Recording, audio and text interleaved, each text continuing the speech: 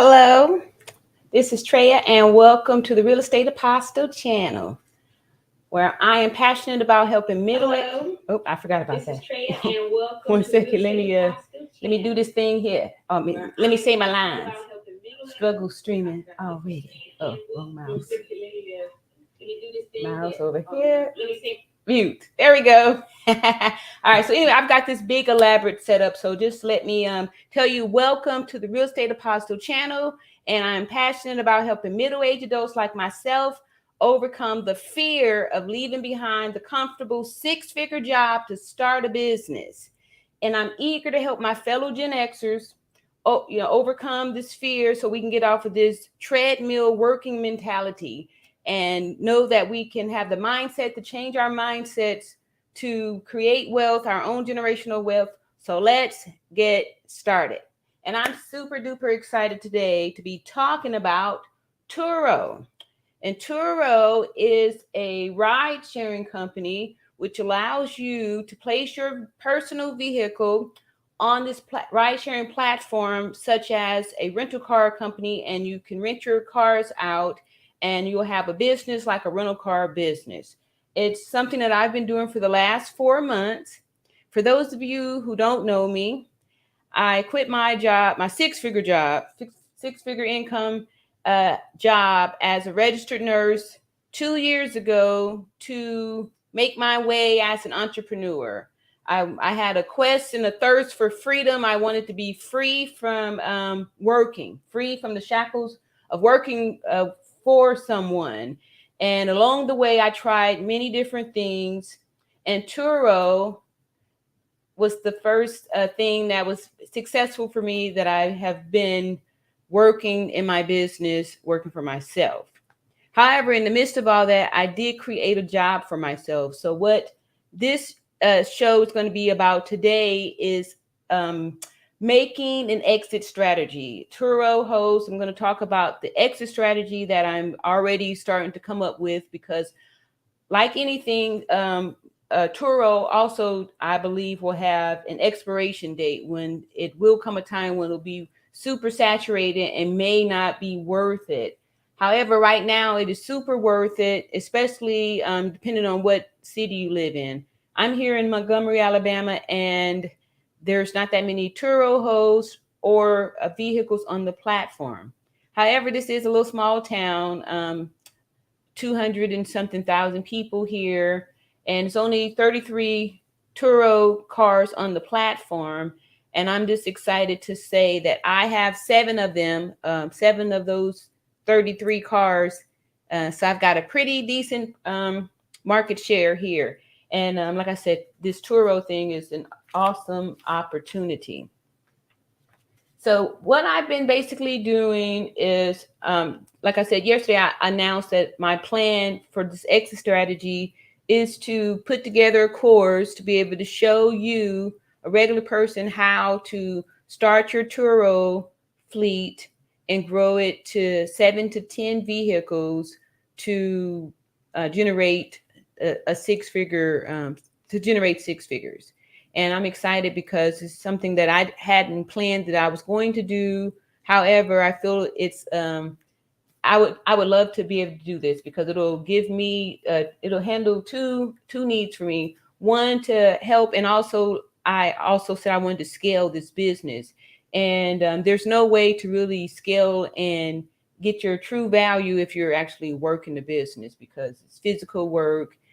However, one of the things to overcome is the fear of leaving behind that job. So for me, I had to develop what I call my Dumbo feather, which was something that I was actually working in the business that was generating income. So I felt comfortable enough to not, I'm not counting on this paycheck, because I am generating, some income. Of course, it didn't equal my nursing salary. However, like I've said before, having multiple streams of income is very important. That way you're not stressed out or putting a lot of emphasis on one stream. And then when something happens to that stream, or there's some roadblocks or some challenges, you ready to give up, or, maybe feel a little sad or depressed about it. And I know that to be true, because even though I overcame it, I didn't let it get me down, but I did feel that pressure of the stress. And a lot of times pressure, it's a good thing because sometimes it'll push you off to the, off where you're trying to go to. So like I said, when I had the car accident back in September, my first crash, when a guest crashed my car, instead of just being depressed or feeling like it was time to throw the towel in, I actually went and got 5 more cars to add to the fleet, which really came in handy because y'all saw last month, October, there was 3 cars that was not in circulation. And if it wasn't for the 4 that was out there, actually making some profit, I would have had to, pay all that on my own. And but the good news is that they did make some profit, the ones that were out there, and I also had some backup business credit money and stuff like that, and then other little streams of income. But I'm excited about growing this Turo in this way, and not how I was thinking I was going to have to grow it. I'm just excited that, I'm getting ready to get these little ducks in a row, and I have something new to be excited about that is kind of a continuation of the new thing that I have been excited about for the last 4 months. So one of the things too that I'm incorporating is, like I said, multiple streams of income. This YouTube platform, this YouTube channel as a stream of income, and also kind of a foundation, a base to be able to layer other streams of income with it also, like the course that I'm getting ready to put together to be able to show you how to do these things. Oh, okay. Wow. All right. So, of course, have to look at my phone and stuff here too, because I'm, have a lot of cars that are available, and just in case I get some bookings, just like that. And this kind of was impromptu, and that's not. All right, so that's not what that was. So back to the story here. Like I said, I'm excited to be layering on this new technique of the courses, and also the things that I'm developing here with this here YouTube channel. So what I'd like to do right now is go ahead and wrong mouse and drop this here banner here,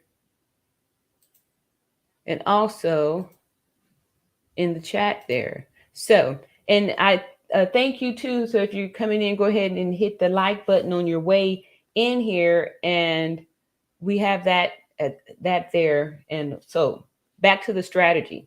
Once you start to get your fleet together, and some of the things I'm going to talk about in there is to be very specific about the vehicles that you do get, because it does make a difference.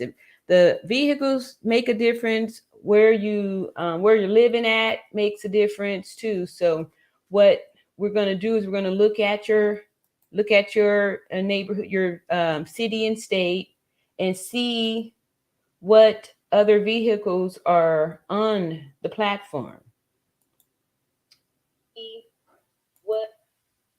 And check to see what other vehicles are on the platform, and what type of host are there, how many different hosts there are, and what they are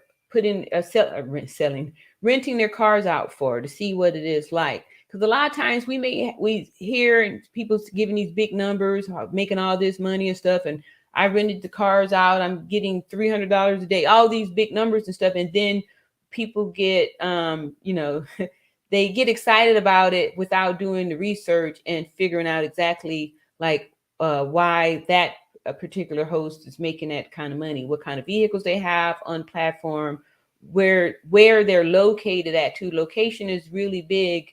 Like we here in the South, you can be in the South or maybe the Southeast, and that can make a drastic difference on the weather, whether like it snows or not. I'm here in Alabama and it doesn't snow here. However, there's like some freak snow that lasted for a few hours, something like that, every 4 or 5 years, I've noticed that happened. But for the most part, there's no snow here, and so we could have year round vehicles. However, if you're in a snow state, then you'd have to have cars that you couldn't rent out if they weren't four-wheel drive, all-wheel drive, or something like that. Which is something that I had learned from another one of my Turo host colleagues, Tony from Tony Luxury's Car, saying, because he's in a snow state, that in the wintertime, these convertibles and those cars are kind of parked and aren't doing anything because of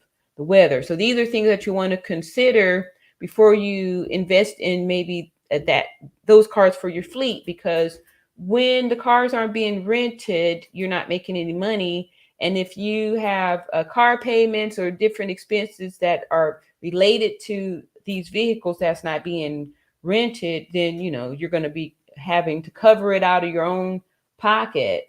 And I know, because like I said, I had 3 cars that were out. One I had to pull out because excuse me, a guest had smoked weed and it smoked pot in there, and I had to take it off for get it all cleaned out and whatever. I had to deal with that, and they did reimburse me for the smoking fee of $250. And I didn't even request it. I requested a cleaning fee, and they read the notes and saw the pictures and escalated it up to the smoking fee. So I was correct to be clever in how I had filled out that little invoice there for the what I filed the claim for, or the incidental on the cleaning fee instead of the smoking fee. Shout out to Money Bass on that note. And so I lost my point. And so for these very reasons, it's very important to do the research, because you don't want to be stuck paying a car note on a car and it's not earning you any money. Like, we didn't get into the business to, have outgo. We want income. And of course, there's always going to be outgo, but you want the income to be more than the outgo. So I was grateful that the other cars did very well and kind of offset the shortage for the other cars that were in down for the count, not for the count for real, but down for a few weeks, and that makes a difference. However, I still did more than double my monies from last month. And I think I showed y'all, but I'll do again today just to have something to show, so we can show the growth. Like I said, I'm gonna run it for the next until 6 months, and then that's when I will start working on something for the course.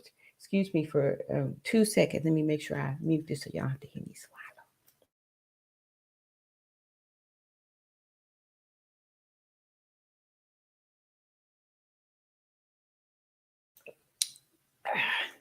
Okay. All right. Thank you. Ooh.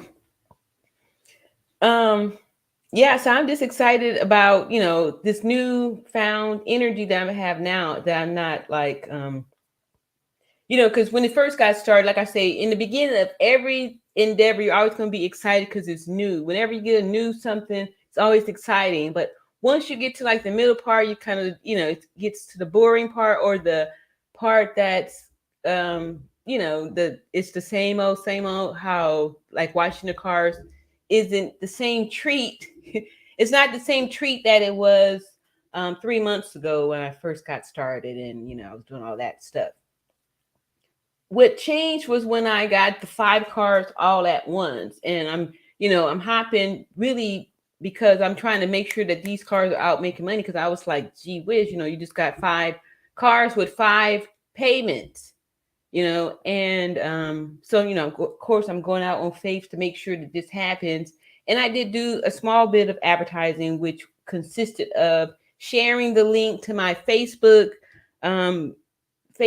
page, and my Facebook, what do you call it? Facebook, my Facebook. I shared it to the Facebook, and get bookings, stuff like that. The good thing about Turo is that You really don't have to do any type of advertising. When people are looking for cars in your area, your listings will come up, especially if you are an all-star host such as myself. And you achieve that by getting good reviews and getting a certain amount of trips with these good reviews and stuff like that. And your response time, things like that goes into you acquiring the status of all-star host.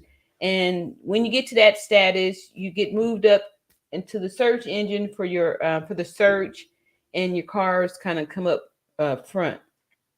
However, building a good reputation and offering something that other people aren't offering or can't offer kind of sets you apart too, which I feel like that's what's been happening with me, because I offer new cars with unlimited miles, and I offer two places to pick them up, a drop off spot that's close to my house, and also at the airport. And the airport has been a game changer for me, because I've gotten some of my best guests was from the airport. Like, I don't think that I've had the only thing that I've had at the airport was a guest was not filling the tank up. However, one of them already had told me that they were going to fill it up. They go ahead and pay for the gas later and stuff.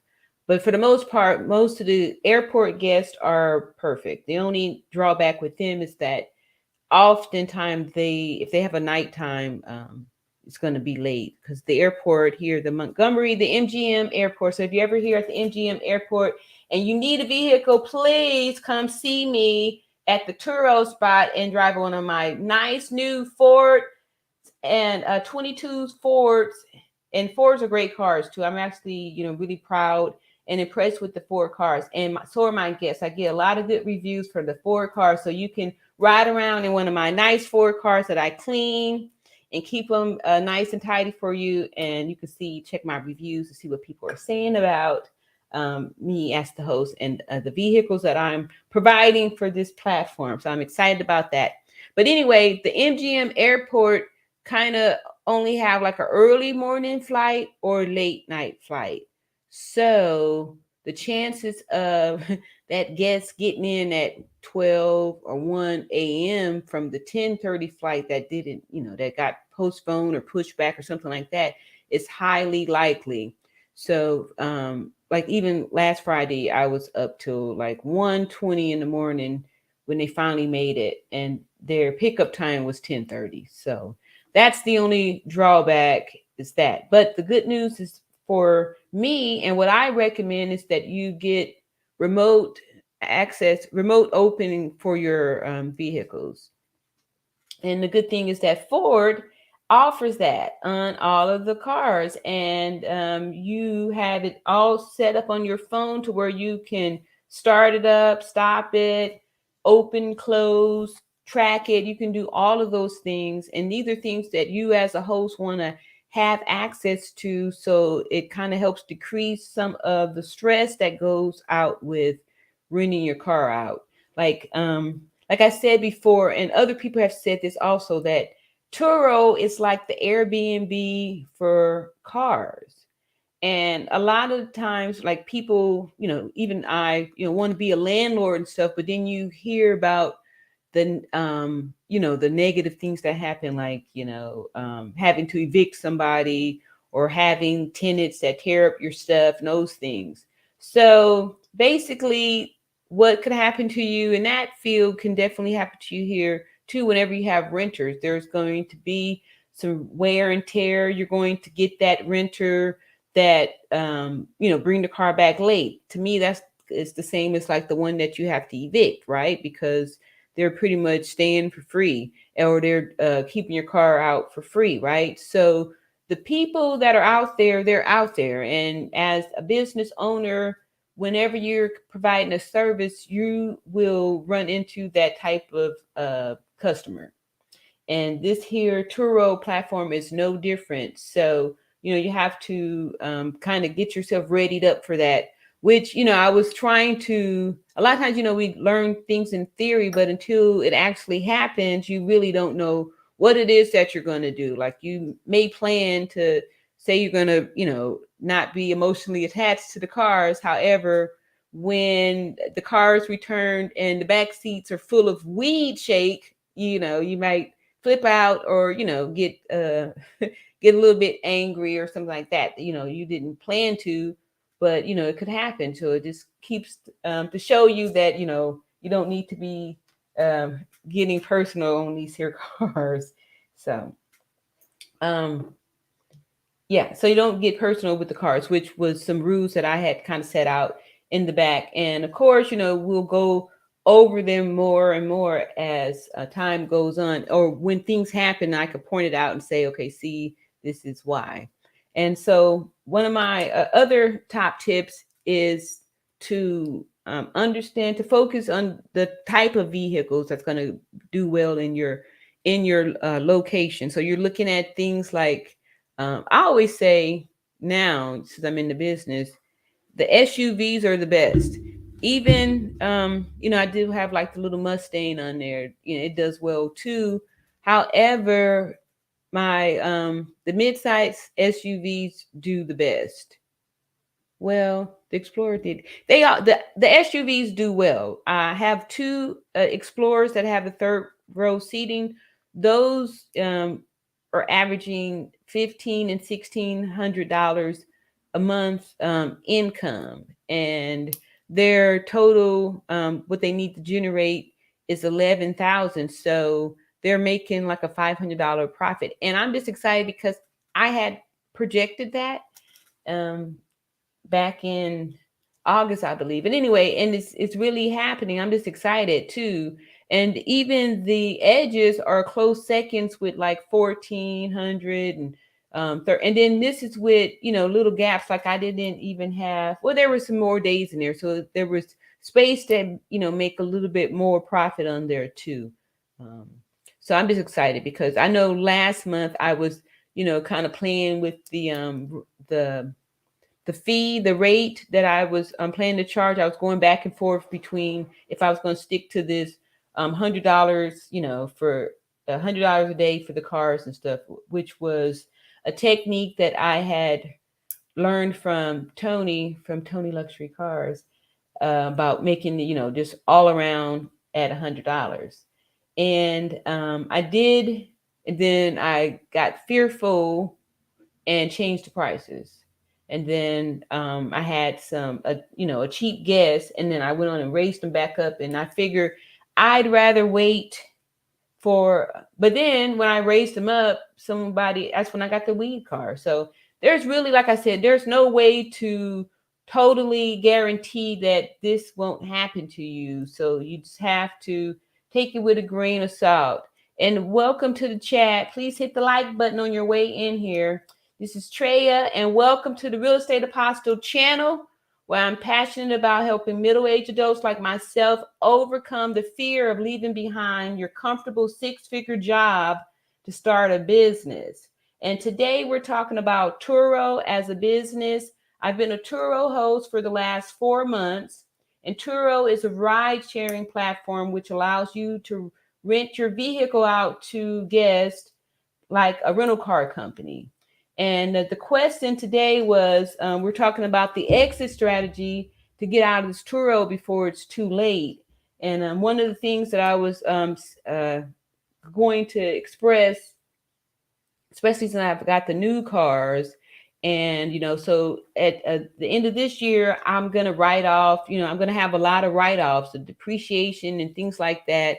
I have, like I said, I'm a new Turo host. I purchased 8 cars. I have a total of 9 cars, counting my personal vehicle. Hey, let me see here. I got a greetings from Nerda. All right, that's my girl Nerda there. Greetings and welcome. And so a total of 8 cars I purchased in the last 4 months for this Turo platform. And I'm excited because the Narrator, I'm going to start a course, and I'm going to teach people, teach folks how to start a Turo business and get a fleet of vehicles from 7 to 10 cars in 6 months. And I'm going to put it in a course, and then that's how I'm going to get down on there like that. Let's see. Narrative says, hit the like button on your way in. Thank you very much. That's right. And see here, Nerida is my best good moderator, my best one, my only one, but she's my best, and I just love her to death. And so we're talking about having an exit strategy. Just because, recently when I was I was falling out of love with Turo. I guess the honeymoon state was getting over, and I was getting into the thick of it, like the running of the business. And I was realizing that I had created a job for myself, a job, a job for myself. Nonetheless, it was a job. And,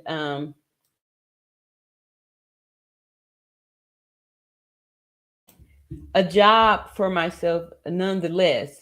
So I'm just now discovering, okay, an exit strategy is definitely needs to be on the way, because I'm looking around and I'm knowing that this is definitely something that I don't want to do, all the time, be the hands-on doing all this physical work. However, like I said earlier, I needed that in order to be able to safely let go from the work. And I kind of liken it to when I was growing up, there was this video game, this arcade game, 1984, the year was, called Frogger. And anyway, Frogger, the concept was, you're the frog and you have a joystick. That's when the games was really good. Now it's too many buttons and stuff like that. That's why I don't play. But back in the day, in the 80s and the 90s, I was the person with that, like, all that. Yeah, I was the one. Anyway, the Frogger, 25-cent coin and the joystick, and the frog had to jump from a lily pad to lily pad, or a little log in a river that was running, right? And you had to get to the land, but you could only hop when there was a log that was passing by. So you had logs passing this way and that way. So you had to navigate in order to make it. So if you hop too late, you miss the log, fall in the water, a game is over. So that's how I was feeling, as far as like before I felt comfortable to fully leave the job. I needed to create a job. I needed to create something in my business that I could be working in the business, generating income, and that way I didn't have to go back to work. So that's how I did that. And I was knowing that in the future I was going to have to figure out a way to get myself out of the work.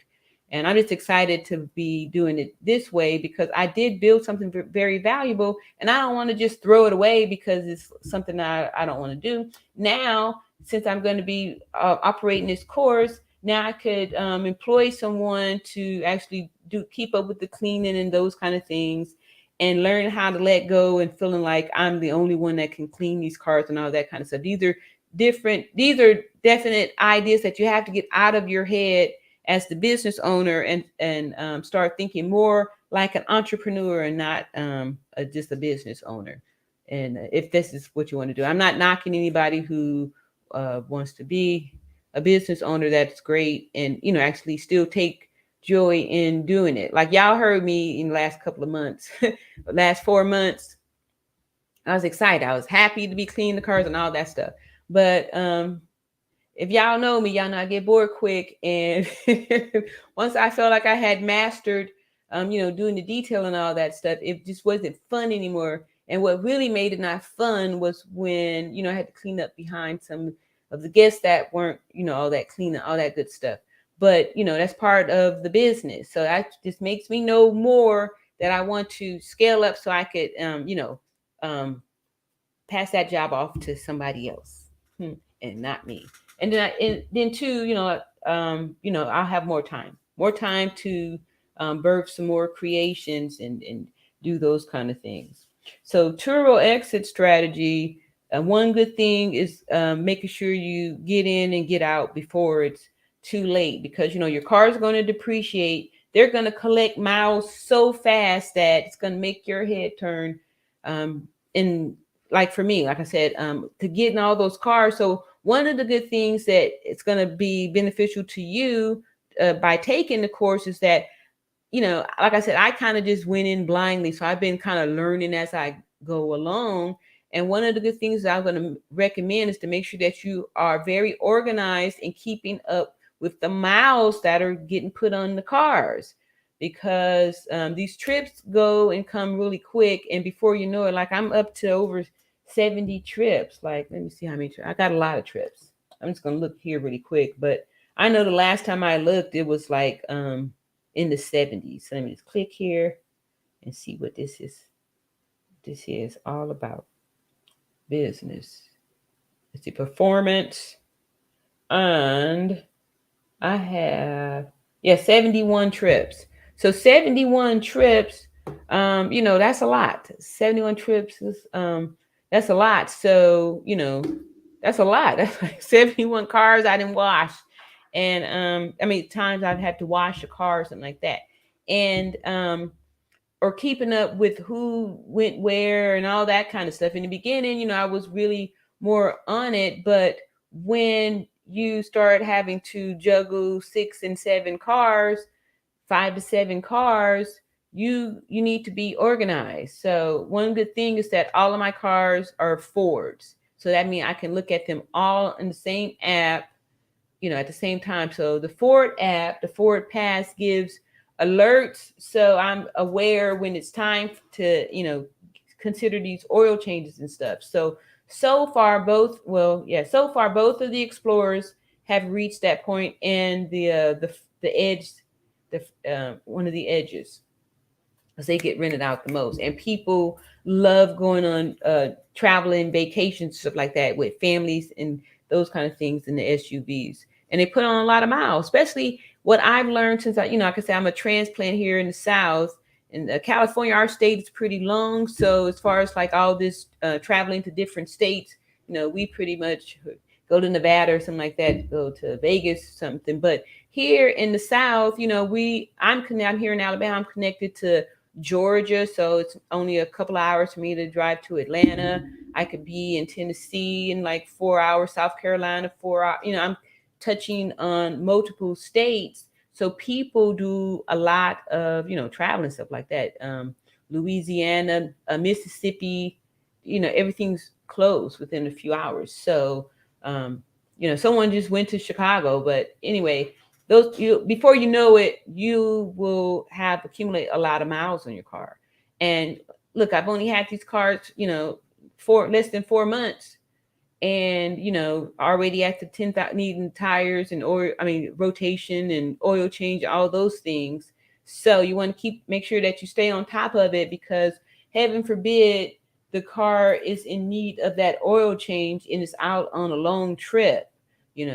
So I was thinking, like, if that were to happen, then the best thing that what I would have done was with the Ford app, they can go to any Ford place to maybe schedule it wherever that guest is at and have them to drop the car off to get it serviced, because you don't want to ruin your maintenance program or your vehicle because it's not being maintained correctly. One of the most important things too, because if you want to sell the business, you need to make sure that you are maintaining these vehicles and keeping things clean and ready for the next people and stuff like that. And then too, if you're going to trade it in or something like that, you're adding value to your fleet by having these guests pay down the notes, and also you keeping them up, and then being very intentional about when you get out, when you sell it, upgrade it, or what it is that you're going to do. Because what I've noticed is that there's been a lot of hosts that have come and gone off of this platform. And also I've seen them have a YouTube channel and come and go from that too, after waking up to a Turo, and the different things that could happen and stuff like that. Because like I said before, it is really mostly virtual and very limited, talking to a person or something like that. It's very limited real life interaction with real people, with humans. it's limited human contact. And sometimes we could be a little bit lazy, don't want to take the time to actually, I'm sorry, I keep hitting this. I'm sure it's not in the right location. This is my idea of trying to set up this my new little studio here. I'm not really sure where the mic should be at. Hopefully, my sound is good. Can you put a one in the chat if if my sound's okay? Hopefully, I haven't. No one said anything so far, so I'm assuming that it's pretty good. But yeah, I'm sure this ain't the spot to put his mic, but it's right here. And so one of the things is that you want to make sure that you keep it on top of this, because when it comes time to trade up the business or do something different with it, you want to keep all of the paperwork on the cars to show, that you've done all your maintenance and all that good stuff too. And then Turo requires it also. And the good thing about having the newer cars is that most stuff is automated and syncs and all that good stuff. And so it's easy to keep up with it. And I was very grateful because with the Black Explorer, I almost messed up there. I almost let it go out on another trip. So, and then I had to refuse the guest to extend because I had already had the appointment for it, and they were just racking up miles on it too and stuff like that. So it's like, no, it actually needs to come in and get service, which it's been done, but it just goes to show how quick those miles will creep up there on it, and the car ain't new anymore and stuff like that. So these are things that you have to go through when you start thinking about, like, is this, what's going to happen when it comes, time to sell it? Have I just threw away money and all those kind of things? But this is when we start really working together and coming together and talking and stuff to get coached through this fearful part, you know what I mean? Like to get through it, because a lot of times most of us quit right before the good thing happens. You know what I mean? We just give up and stuff like that. Like I always go back through my gardening analogy. You get that fertile soil, you pick out your seeds, spend the time to get its soil ready, plant your seeds, you cover them the right way. I had my farmer's almanac. I planted on the right time, did all of the things, watered them, went to sleep. I woke up the next day and I came and looked, and there was no garden. Like there was no tomatoes, there was no carrots, nothing was there.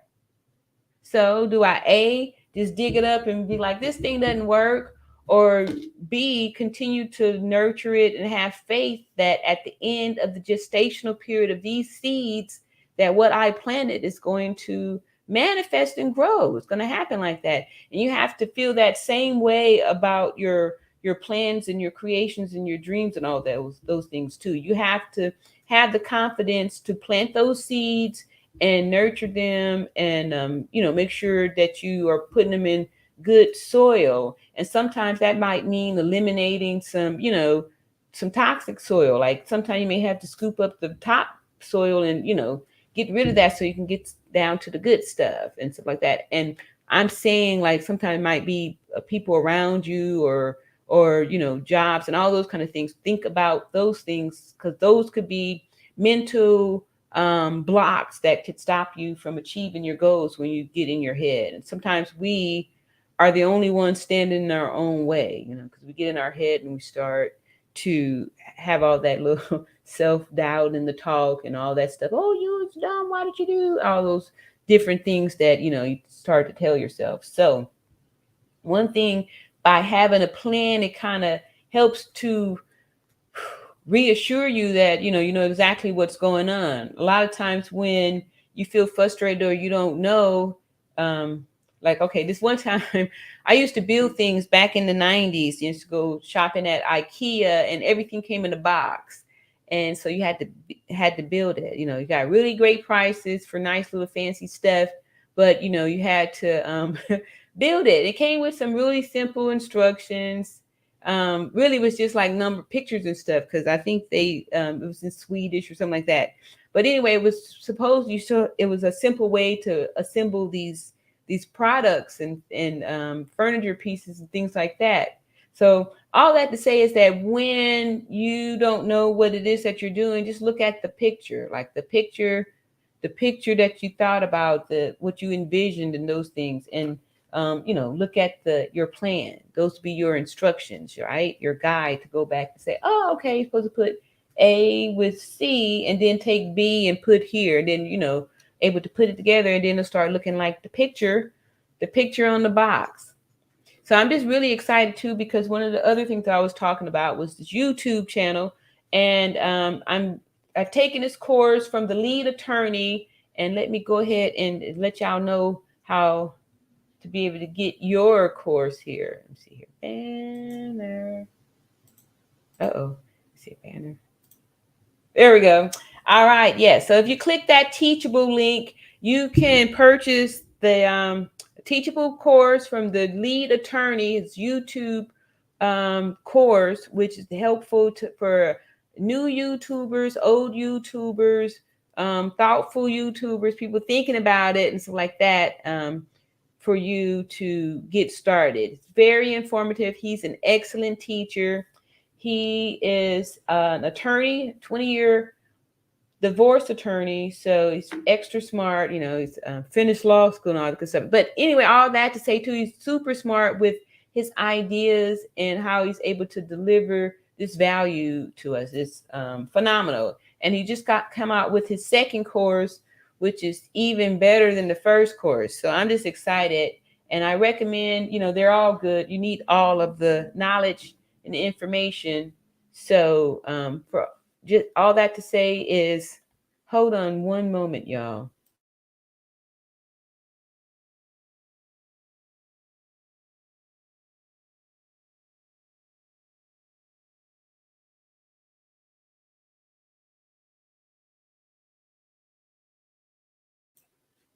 All right, I'm back, y'all. Thank you. Thank you for holding.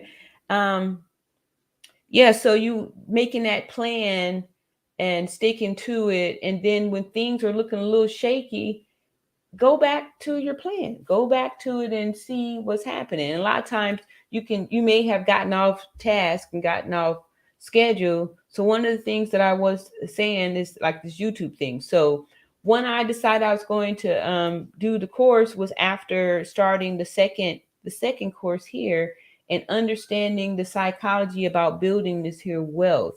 All this stuff is very intentional, and it's something that anybody can do if they really take the time to learn and implement.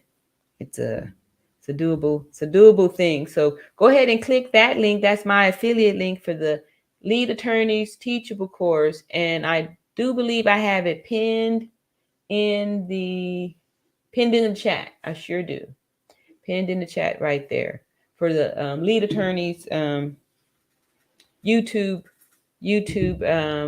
program thing there. And I'm excited because y'all can look at me and see that I have definitely grown and have changed a lot, and doing a way better job on this here content creation than I was just 3 months ago before I met the lead attorney. So I'm just excited about that too. And I want to be able to help other people grow their channels and stuff too, because I'm able to show that, by being consistent and actually doing these techniques that he teaches, that it's working. So y'all can see too that my little subscriber count is moving up. I'm getting more new subscribers. So thank all my new subscribers for coming in here, and just be prepared to, talk about all things money. And also, if y'all look at my description below, you should see my Amazon American Express business credit card affiliate link. If you need that, click that link and get you an American Express from Amazon. And it could give him out money to businesses through me, and it'll be a great symbiosis for the two of us. Click that link there. I got other links off up in there too. Also, Seven Figures, I'm gonna shout them out too. They are specializing in helping people get money to start your business. So if you've got a credit score with the first number start with 7, you'll be in a good position to be able to get qualified for it. It's not going to affect your credit. They do a soft Experian pull on your view on your credit, just to see what options you have. And if your credit is a little challenged and may require a little bit of dusting off, they also have referrals that it can send you to get those things done. Because for those of you who don't know, when I first purchased the first 3 cars, I wasn't aware that I was going to be just, overcome with a bunch of inquiries. Yeah. So when you go to get these cars, they're going to do a lot of inquiries. I didn't know that. I didn't do a lot of the research on how to buy the cars and all that stuff. I just, wanted to see if I could. And then it actually worked. And then afterwards, I had a ton of inquiries. I had a lot of inquiries on there. And I did notice my score had started to go down. So I did reach out to 7 Figures, and they put me in touch with another company that was able to remove all those inquiries, because I only got 3 cars. So but there's probably like 20 inquiries. There's a lot. It was a lot on there. So these things, you want to make sure that you're always protecting and keeping up with your credit at all times. So that's that for there, and that's also in the description here. So let's go ahead and wrong mouse. Here we go. We're gonna there we go. Keep that right there. So, and I'd like to thank too everybody who has been supporting this channel all this time. It's very appreciated and all that good stuff. And like I said, I've been doing a lot of just research, looking at different analytics and stuff like that as far as like growing this channel. And I'm just excited because the work that I'm putting in is actually working. Like I've learned a lot about the thumbnails and all that stuff. So if y'all notice, you can look back for the last, so many months or so like that. I haven't, or weeks, I'm not sure, months. I'm pretty sure it's months. I have not uploaded a video or went live without a thumbnail. Like I don't do that anymore because I've I learned that from the lead, and it's been effective. Like it's working and all that good stuff, and it's exciting to actually find something that I feel good about talking, and that it's not I'm not like too worried about, okay, now I'm bored again. I get bored quick, but this is exciting because like now I'm just kind of repurposing it, and feels good to do that and like make it something new again, which was one of the good things that I had always enjoyed about my career as a nurse, because I get bored quick. So when that would happen, I would just go like learn a new industry, a new field, and go into a different area and stuff like that, like surgery or critical care, things like that. I would make a change, and it would be like a new career. Then I'd fall in love with nursing again, and then about 2 years later, I'm like, I'm done with this. But I'm just excited because now with this happening, I feel like I'm able to do that same thing again, to keep renewing it. Like I said, you want to try to squeeze the value out of everything in life. Life is extremely, it's valuable and it's short. It goes by fast. Like I was alive last night with the lead attorney, and some person or people, it wasn't even just one person, it was multiple people that were commenting in the chat about 50. Like there was a lady who had came up there after me, and she said she was 50. I'm 51. So the people out there, these young people, my thing is you need to be very careful about laughing at older people, especially if you haven't made it to this age yet, because some of y'all not gonna make it to 51. So you're sitting up here talking about people that's 51, and it's not all, you're not over the hill at 51. And women don't believe that stuff too. You're very attractive, you're very desirable just being a woman. So life doesn't end when you get into your 40s or 50s. You're still highly attractive and highly desirable. Anyway, I know that's kind of going off task, but anyway, I just wanted to say that because you always have to keep renewing yourself and just always taking advantage and grabbing hold and milking all of the value, squeezing all of the value you can get out of every day, because life isn't promised, So y'all out there that's laughing at people that's in their 50s and stuff, you can't laugh. You don't even know if you're going to make it to be 51. So with age comes wisdom, and I'm blessed to have been here for this long, because so many people have died before 51, that haven't been here. So you need to check yourselves, all those people that was laughing, you young people, because you don't even know if you're going to make it to be 51. So shut it up. Okay. Now I can get off my little soapbox here and get back on to this here Turo, this Turo business, and getting out before it's too late. And what I mean by that is that, like I said, when I first got started, it was 23 cars on the platform. And now there's, 10 more, even though 5 of those were actually my contributions. However, when, the more people that get off into it, it's going to make the market more saturated. So those premium prices that you may be in a position to charge now, since it's not that many people, it's those, it's going to decrease, because it's going to be more people putting new cars on there. So I can't just be like, oh, I'm the only one with 22s, and now it's about to be 23. So I'm going to be old news very shortly. Life is fast. It goes by fast. So you sitting here rejoicing in your youth and all that stuff, not realizing that, every day you're getting older too. So you need to appreciate that.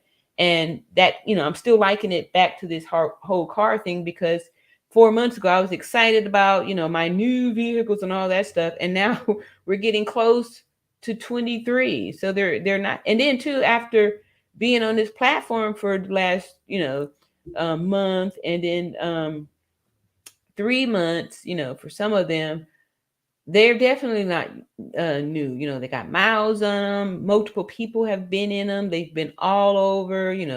They've they've been used. They've been used. So things change. Things get old, and there we have it. Okay, looks like I've got what is this? This is some kind of a bot person. Where's Narda? Throw him out of the chat. We got some. I'm gonna do it myself. Let me see. Go up in this little comment thing. Can I do it? Well, where is that at? Oh, I see where that's at. That's over in the on the YouTube side. Okay, so I'm gonna go on over there, and somebody's putting some dirty stuff up here. Let me see. How do I do it? Let me see. Here we go. I'm gonna report unwanted. One of these. See here. Let's see. Unwanted commercial content, spam, porn, sexual. I'm going to say that, because nobody wants those fun girls or nothing like that. So I'm going to say report, and thanks, we've received it. And I'm going to delete it. Remove. Let's see here. Can I do that? Go to channel, replace, pin, report, hide, user. How can I delete the? Supposed to be able to delete it. I'm just going to take it off then. All right. There we go. Let's see. No, that didn't work. Just hit the comment. How do I remove this crap? Let me see here. Can I? Anyway, whatever. I've removed it. Some dirty person is over here putting these little 976 back in the day, like in the 90s, and the late 80s and the early 90s used to be these little 976 hot girls, or these little phone sex and stuff. And nowadays, with this whole internet stuff, the things that people are able to see, and it's really sad. That's why I wouldn't even not I mean, because people now, you see and do so much that I guess regular stuff wouldn't even be enough. And because people are doing some stuff, they're doing some stuff because it's there, young people too. And it's so sad. I feel so bad for the young people now, because they have been exposed to things that we didn't get a chance to see till we were way older and stuff. And now now it's really sad. It's really sad. I know I probably sound old by saying these kind of things, but there's some qualities and some really goodness in being around for this time, because I can tell you like how things really was, and how, by them just changing a few words and stuff, that, that ain't really how it happened, but a lot of times when anyway, that's a whole other story. We won't go there, but hopefully I'm going to be able to get this person out of this chat. I want to remove the message. How does it put user in timeout? Add them out? No. I don't know how to do it. I thought I could remove it. But anyway, it's still up there. Or maybe I just see it that says deleted. I don't know. But anyway, there was some person errors trying to get some sexy fun type stuff. That's how I got onto the what was it? 197. Anyway, you have to pay you have to pay for minutes, and back in the day, some of y'all would get those big old phone bills. Yeah, because it was like 99 cents a minute or something like that. These $50 $50 phone bills and stuff like that. It was funny. Now it's free on the internet. You can get it for free. You don't have to pay. But so anyway, so I just wanted to come out and keep my commitment. I've been doing this, feeding this algorithms a little something every day, and I'm just excited because I've been getting, my views and stuff have been going up, and making these thumbnails is really hasn't been, no thing for me. I'm just pumping them out. And I'm still here as a business owner to this day, and with a plan and a new focus. So I'm like super. Okay, that's me saying there. Yeah.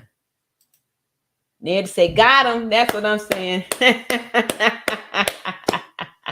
Yes, that's what I'm saying. Okay, that's how we get down over here. I'll put Ned on you. We gonna get you. Got them up out of there. That's right. Run them up out of here, because we don't do that kind of stuff on this here like that. We ladies. I lady.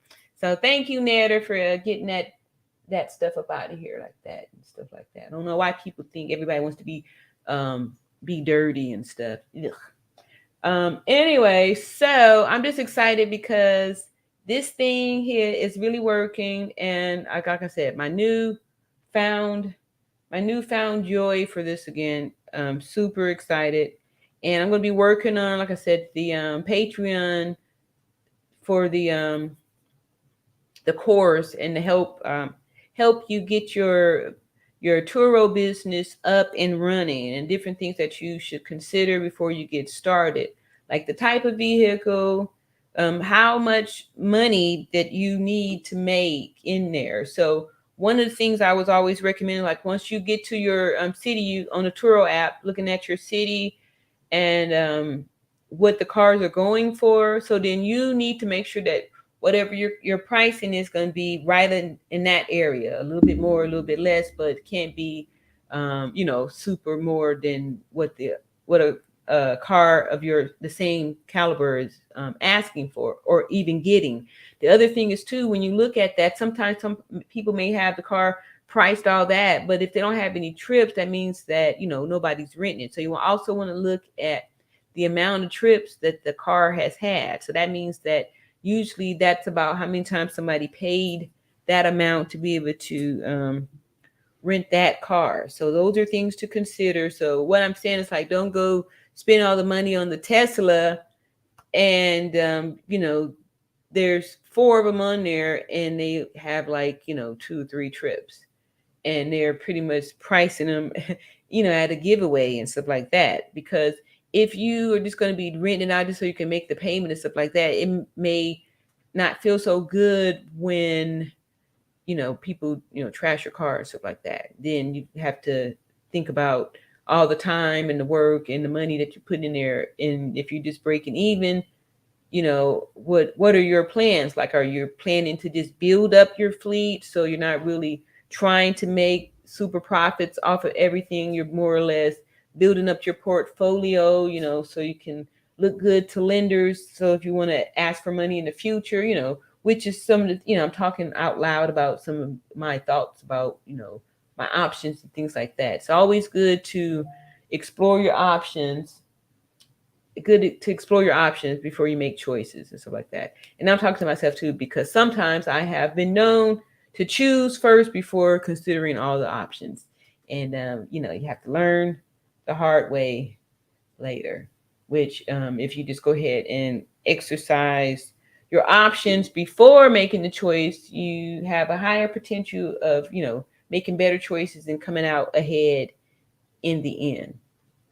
So I just like to thank y'all for joining me today in this impromptu afternoon live where I'm talking about this here exit strategy for the Turo host, Turo host, the Turo host, the Turo host. So these different ways of purchasing your car. One of the ways, the way that I did it was, I did establish relationship with my local Ford dealership, and I'm in there really good with them too, because when I went back the second time, I said I came out with 5 cars, and I'm just excited because now if I go ahead and put it up to the 10 that I want, I really think I can manage 10. It's been a whole month with these with the extra 5, and I feel like I'm in a good enough space to where I could add 3 more. And I don't know if I want to wait another month first before I try that, or just go in and do it. I do like to stay busy and stuff like that too. But now that I'm focusing a lot on the course and the YouTube channel, I don't know if I necessarily want to make more work for myself. I think 7 is still a good number to show. Like I said, 7 to 10. I don't know. We'll see. But I'm not going to hold y'all for too long. I do appreciate you, Narrator, for showing up here. And before I leave, I'm going to make sure I'm going to drop your channel in this here, in the chat. It's going to be my task to show that I can do some more tricks here. So, but while I'm looking for my mouse, here we go. Mouse is over here. Go to the YouTube channel. And I'm going to go to Narrator. Uh-oh. Yes, this is, there we go. Look here, I'm doing it. And I'm going to drop this video. Here's something that I think every woman, man and woman actually, should definitely watch this here. I'm going to drop this here in the chat. And maybe Narrative could come up one day and actually tell what is going on. Copy, go back over here. And let's see here. Paste.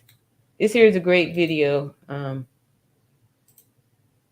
It's on Narrative's channel. She has a new channel, and she actually is part of the mastermind. We have a mastermind with the lead attorney, and for our YouTubers here. And Narrative is one, and she has a brand spanking new channel, and she is really doing it. I'm so super proud of her, because she's putting together, some very interesting topics, some real conversation starters. And I enjoy getting into conversations and stuff like that too. So go ahead and check out my girl Narrative channel that I have just dropped in the wrong mouse, in the chat here. I'm gonna post it up there. That's Narrative's channel right there. If you click on it. What is that? All right, so let's see what I got. Okay. I'm gonna invite this guy right now. I've got a live from this Stefan. This dude is something nice. All right. Hey, I'm gonna y'all from this Stefan. This dude is something. He's been sent a response to me. I'm about to invite him. Oh, I'm doing a live right now, and see if we can get him up here.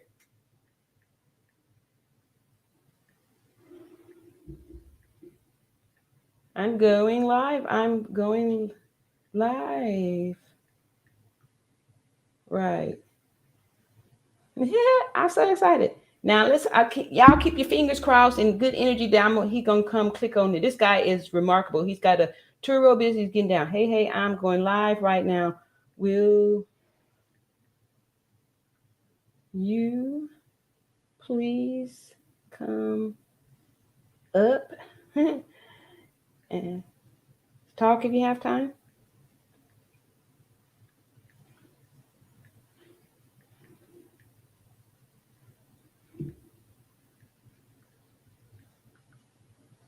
And let me see here. I can, if I could, how can I drop the link on my phone? Let me drop the link on my phone here. I'm about to drop the link on my phone. If I could, let's see here, turn that down.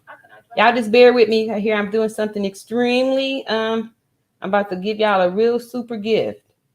I got, because I'm doing some stuff here I had never done before. Go back here. Oh, that ain't it. Go back there. Go back here. And see here. Go here. Drop it. Let's see if you'll even take me.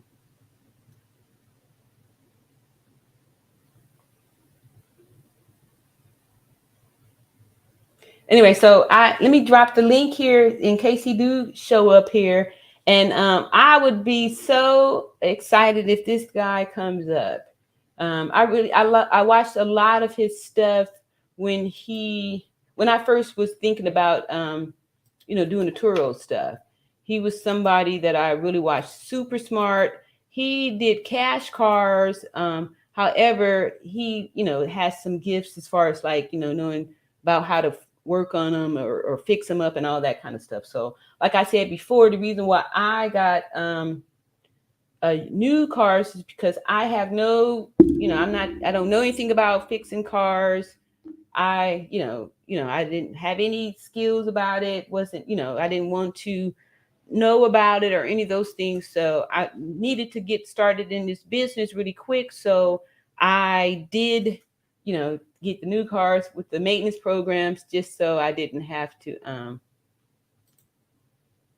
drop the StreamYard link. Yay. Okay, I did it. I got you right there. The StreamYard link is right there for anybody who want to come up and hopefully, like I said, this one Turo host.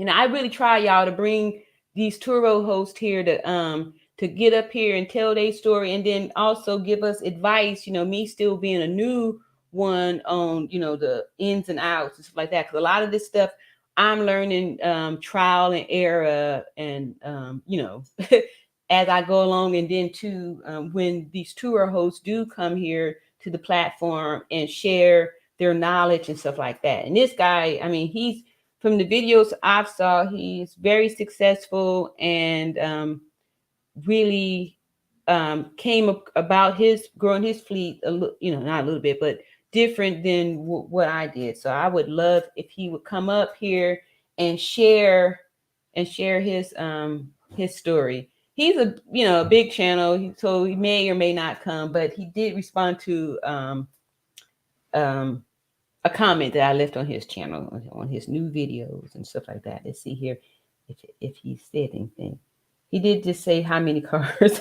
Nice, how many cars? And then here I go, please come on my show. I didn't even answer let me answer the question then. Maybe he may see that. What I got. 8 cars. 8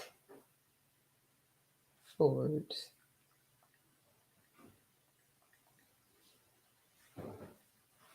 Anyway, yeah. Stefan Mark, I don't know how to pronounce his last name. Marqueditz. Maybe I could copy paste it or put it over here.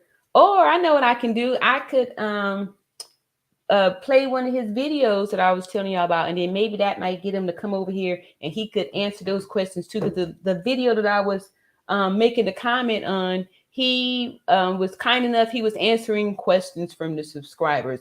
And like I said before, a lot of times we may have questions and can't really express it in a text comment, and being able to ask it out loud or being able to hear the answer out loud, it could be helpful. So let's see if I'm going to be able to, wrong mouse. If I'm going to be able to get on his channel from up here and share the video. Let me see here. That's so exciting. I love how things when they happen in live in real time and stuff like that. So now, I don't know, it's on this feed on the phone. How will I locate it? How would I locate it on here? Okay, here we go. I might be in business here. I said I'm gonna go here. All right, let me just stop that. All right, so I'm gonna go here and share the screen. Oh my goodness, yeah. I got somebody else up in here. Hey. Okay, so before I do that there, I'm about to bring to the stage by popular request, Mr. Tony Luxury Yo. Vehicle. Hey, what's up? What's up? Oh, how How you you? doing? I'm doing good. I'm Doing doing, good. yeah. What Let me about take. All right, let me take this call. 1 second. I'm sorry. Okay, yeah. That's all good. Hello. I'm just gonna make me one for this little time there. All right, so look here, I'm doing the thing, y'all. I am doing it. So I'm gonna stay on here for a little bit longer because I'm gonna try to call out this here other um person that I was talking about and going back over here. It's working. I'm excited because this was my dream was to make this community of us Turo hosts and Turo inspiring hosts to what's going on, guys? Yeah, here we go. All right, let me put a mute. Let me put a stop there. All right, so I'm gonna share the screen. That was a really funny there that Tony popped up. So I'm gonna share the screen, and if you could just let me know if y'all could hear it too when I'm sharing it. Let me see. Go here. Wait. All right, where's share screen there? Share the screen. That's it. Yeah, share the screen. All right, and okay, here we go. Share the screen and.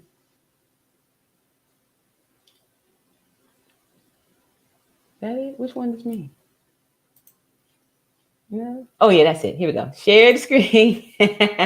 All right. And let's see. Am I doing it? Am I sharing? Yeah, I'm sharing. Okay. So now I have to play it. As promised, in today's video, I want to answer some of your Toro questions. I can't thank see. you guys for helping get me to 20K subs. So can y'all hear at that? any point in this video you're getting value out of this, go ahead and smash that like button. Also, if you're not subscribed to the channel and you like content like this, please subscribe. And if you know anybody trying to get into this business, maybe you can share this video with them to help them out. So let's jump right in. Can y'all hear that? My first question is from Ford, and he says, "Congrats, man. Appreciate it." Question: what is your favorite car for Turo, and what car gains the best return on investment? It's funny you should ask that because I just literally made a video about that. So if you haven't already seen that. All right. Okay. So maybe I'm doing something a little bit difficult here, but hopefully, were y'all able to hear that? Can anybody give me a thumbs up or not a thumbs up, but I don't know. Cause I don't know. I'm doing something new with these speakers and stuff too. So, okay, we got Tony that's coming back up here. So hopefully everything's going to be going good here. Bring it to the stage, Tony. Hey, I'm back. Sorry about that. All right. Hey, you got to make Sorry about that. You know I'm good with that. Do your thing. Yeah. You're welcome. Been a busy day. Been a busy day today. Yeah. How's been busy? This, you can see it and turn my camera around. I don't know if you can, I can do it on here, but a lot of cars. I don't know how I can change this camera around, but you can see I got this going out. My convertibles. So I got all these. Okay. I got these going out today. These are all coming. People's on the way. Come get these cars. So and I had others that went out this morning. So just going had to get them clean, and I had like a delivery, and then I had some issues with my storage unit because they moved somebody else in my bay, sharing the bay with me now, and they didn't tell me, and they caught me off guard. So yeah, so you see this big old truck right here. They basically moving them into my bay, and it just kind of just threw me off for a loop, just another obstacle, roadblock. So I was on the phone. So just now when I called you, that was the manager calling me back because I wanted to talk to the manager and let her know my concerns and issues. Because I'm like, I'm a good tenant, I pay my rent on time. I'm never late. I don't bother nobody. And y'all moved somebody else in my unit and didn't even tell me, and then they made a mess, and there was like debris and nails and rocks all up on the ramp. And Oh so no! Mess yeah, up your so tires. that's what I'm saying. One of my tires, I had to go get it at the tire today. One of my tires was messed up. So, Oh, just just one of them things, man. Just obstacles, I roadblocks. feel You you. know how it is. Yeah, yeah, yeah. But I'm just gonna keep pushing. Right. Well, at You least this know, one is keep not pushing. Turo related. I mean, you know what Yeah, I mean? Like your yeah. problem now is with these people, but it's not uh Turo. Well, It's I like still you got were. I still got two related problems too, though. I'm gonna show you. Let me show you one of my vehicles. So this is what's the name? I'll turn my camera around on here, but I just turned my phone this way. So this is my storage unit. Uh-huh. And if you see, I don't know if you see right here, but this vehicle right here, look at my door. Yep. Ooh. So look at the door. Yep. So I haven't did a video yet. You're the first one to see it. So I'm gonna do a video upload on my channel. But basically, a customer damaged my vehicle, damaged the door. Wow. So Did they tell got you or they just yeah. He they did? did tell me. Yeah, he did tell me. He did call me. He did call me right away and tell me about it. And he apologized. He said he'll pay for it. So so he did tell me. But it just sucks because it's like now I gotta order a new door. I gotta get it Yeah, painted. it Now I takes can't make no time. money. That car takes time. Yeah. So Yeah. it just man, it's I know. Have you had a month where like all your cars was out, where like nobody was in the shop, nobody accident? honestly no, I haven't. Okay. I I mean, like haven't. I I had don't think this I weird, have. I don't think I had. yeah. I don't think I had a whole month yet with all my cars available, like all of Okay. them. Yeah, because it's like always something. Like Happened with one, at least yeah, one. yep, Okay. at least one. Yep, I guess that's just part of the business then. yep, yep, Because yeah, that's what happened to me. I was like, I kept saying, I'm gonna give you the numbers after this month. I have all the cars, but then something happened with one of the cars, and then I yep. can't do it because like this month there was 3 cars that actually wasn't being able to get used and stuff. So, Okay. Now, how did you do last month though? How did you end with October? 6,000. So You said I six. was You at said how much? 6,000. So I had Oh, been six doing like thousand. 2,200 the first 2 months, and then last month was 6,000. Oh, that's good. That's Yeah, good. yeah. That's triple. And Yeah, that's that's with two good. get the cars out. So I was impressed because the cars that did get out there for the whole month had made 4 and 5 and $600 profit after That's good. payment, insurance, and maintenance. Yeah, Which yeah. I'm so grateful I had maintenance because the light bulb for that one edge was like $1,700 just for the light bulb. Woo. That's not even counting the maintenance that they was gonna get me. But because Woo. I had the maintenance package, it was free. So that's why I was trying to tell these people, that's thinking about it, like you have to be prepared for some, um, Correct. expenses that could just jump up on you because I Correct. needed to get the light fixed. I can't rent the car with a headlight that ain't working. You know what I Correct. mean? Now it's funny you said that because we really need to do a video of the difference between like what you do and what I do, like the difference because all my vehicles are like used, and then my vehicles is under warranty, so I pretty much pay out of pocket. So one of my vehicles, the headlight was out, and I had to go, and it's a LED Yeah, headlight. So I had to go to the dealer, and it was that light the light just to replace the light bulb for my Jeep. It was like $350. yeah, But I had to pay it because I don't want the car going out with one headlight working. yeah. So I had to pay it, but it was like $350 for that to get that HID headlight. Now if it was a regular bulb, it'd be cheaper.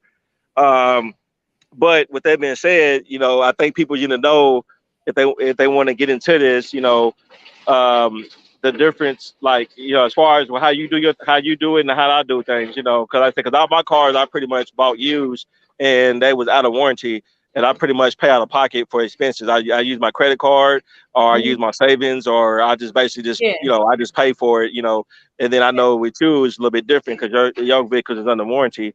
Um, I was so it's grateful for that. and I then was, another thing is oh my goodness, that was, yeah, you know what I mean? That's how a lot of people business could get crushed because yep, it yep, happened gotta one have yep. time when I had the guy who put all that weed in the backseat of my car. I was gonna tell you about that. I seen the video on that, and Yeah. I was gonna hit you up because I felt your frustration.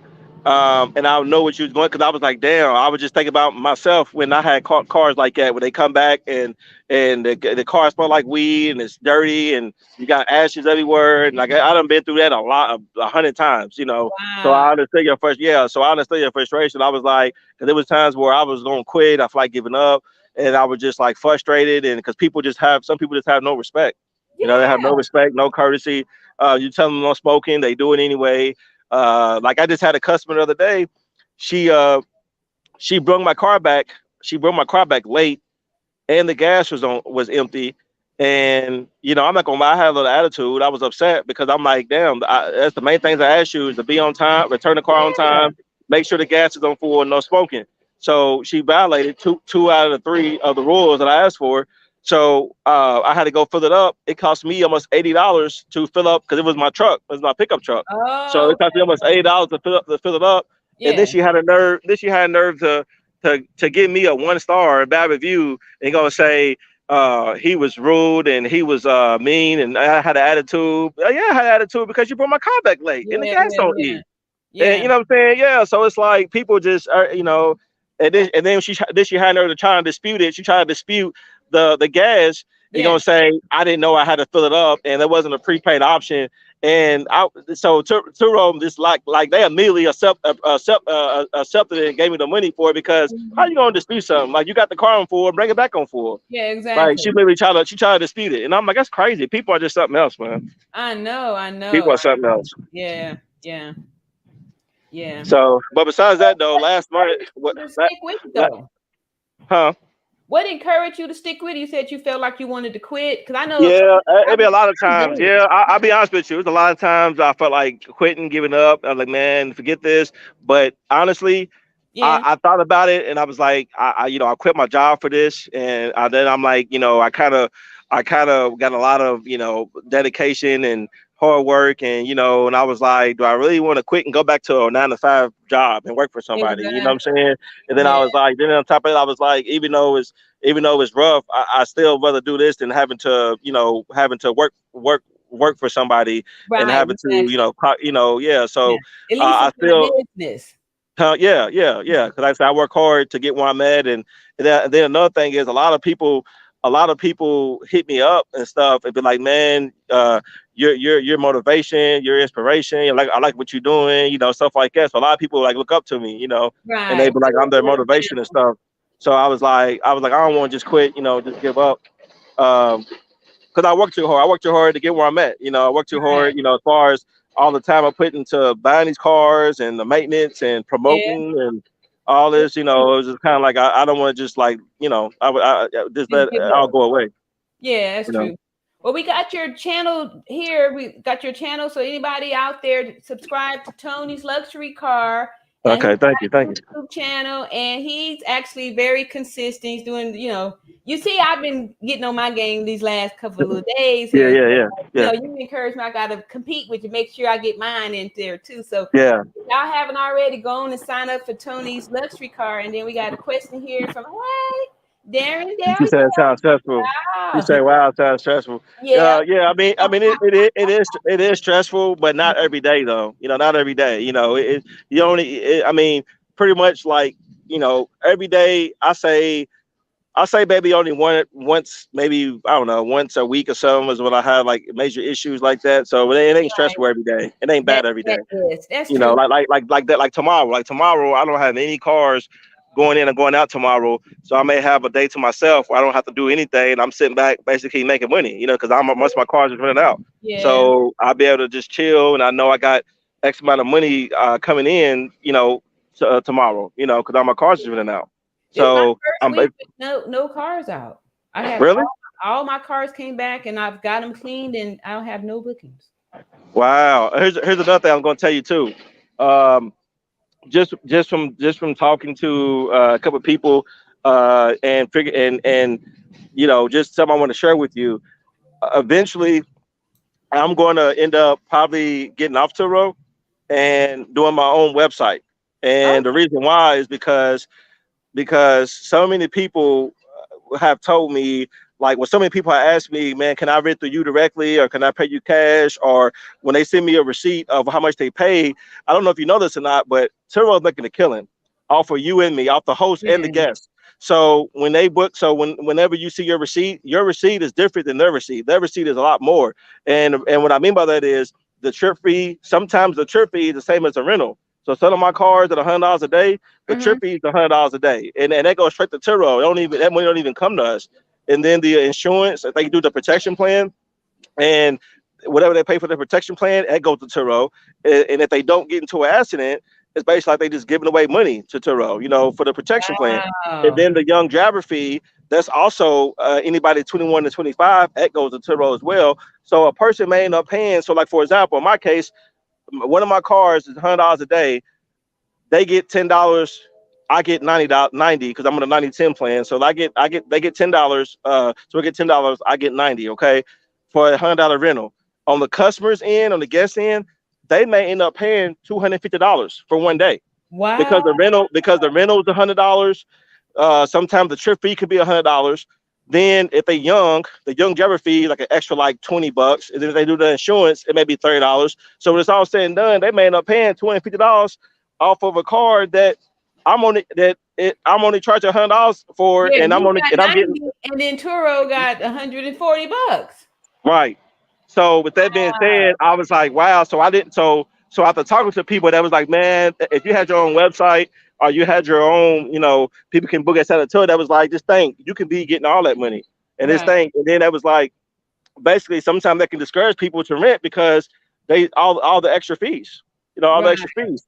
And Yeah. then and And so yes, so isn't it a lot of liability for you to rent directly? Like who's well, that's the thing too. With that, so another thing that they was telling me was I can either verify that they have insurance, like make sure they have like full coverage insurance, or basically I can get full coverage insurance, and well, I already got full coverage insurance anyway. But basically, from what I was told, even if I'm not driving my car, somebody else driving my car to get into a wreck, it's covered because I have full coverage because I have yeah, comprehensive. So that's so true. even if I give the car to somebody, if they get into a wreck, I can still do a claim through my insurance, and it's covered.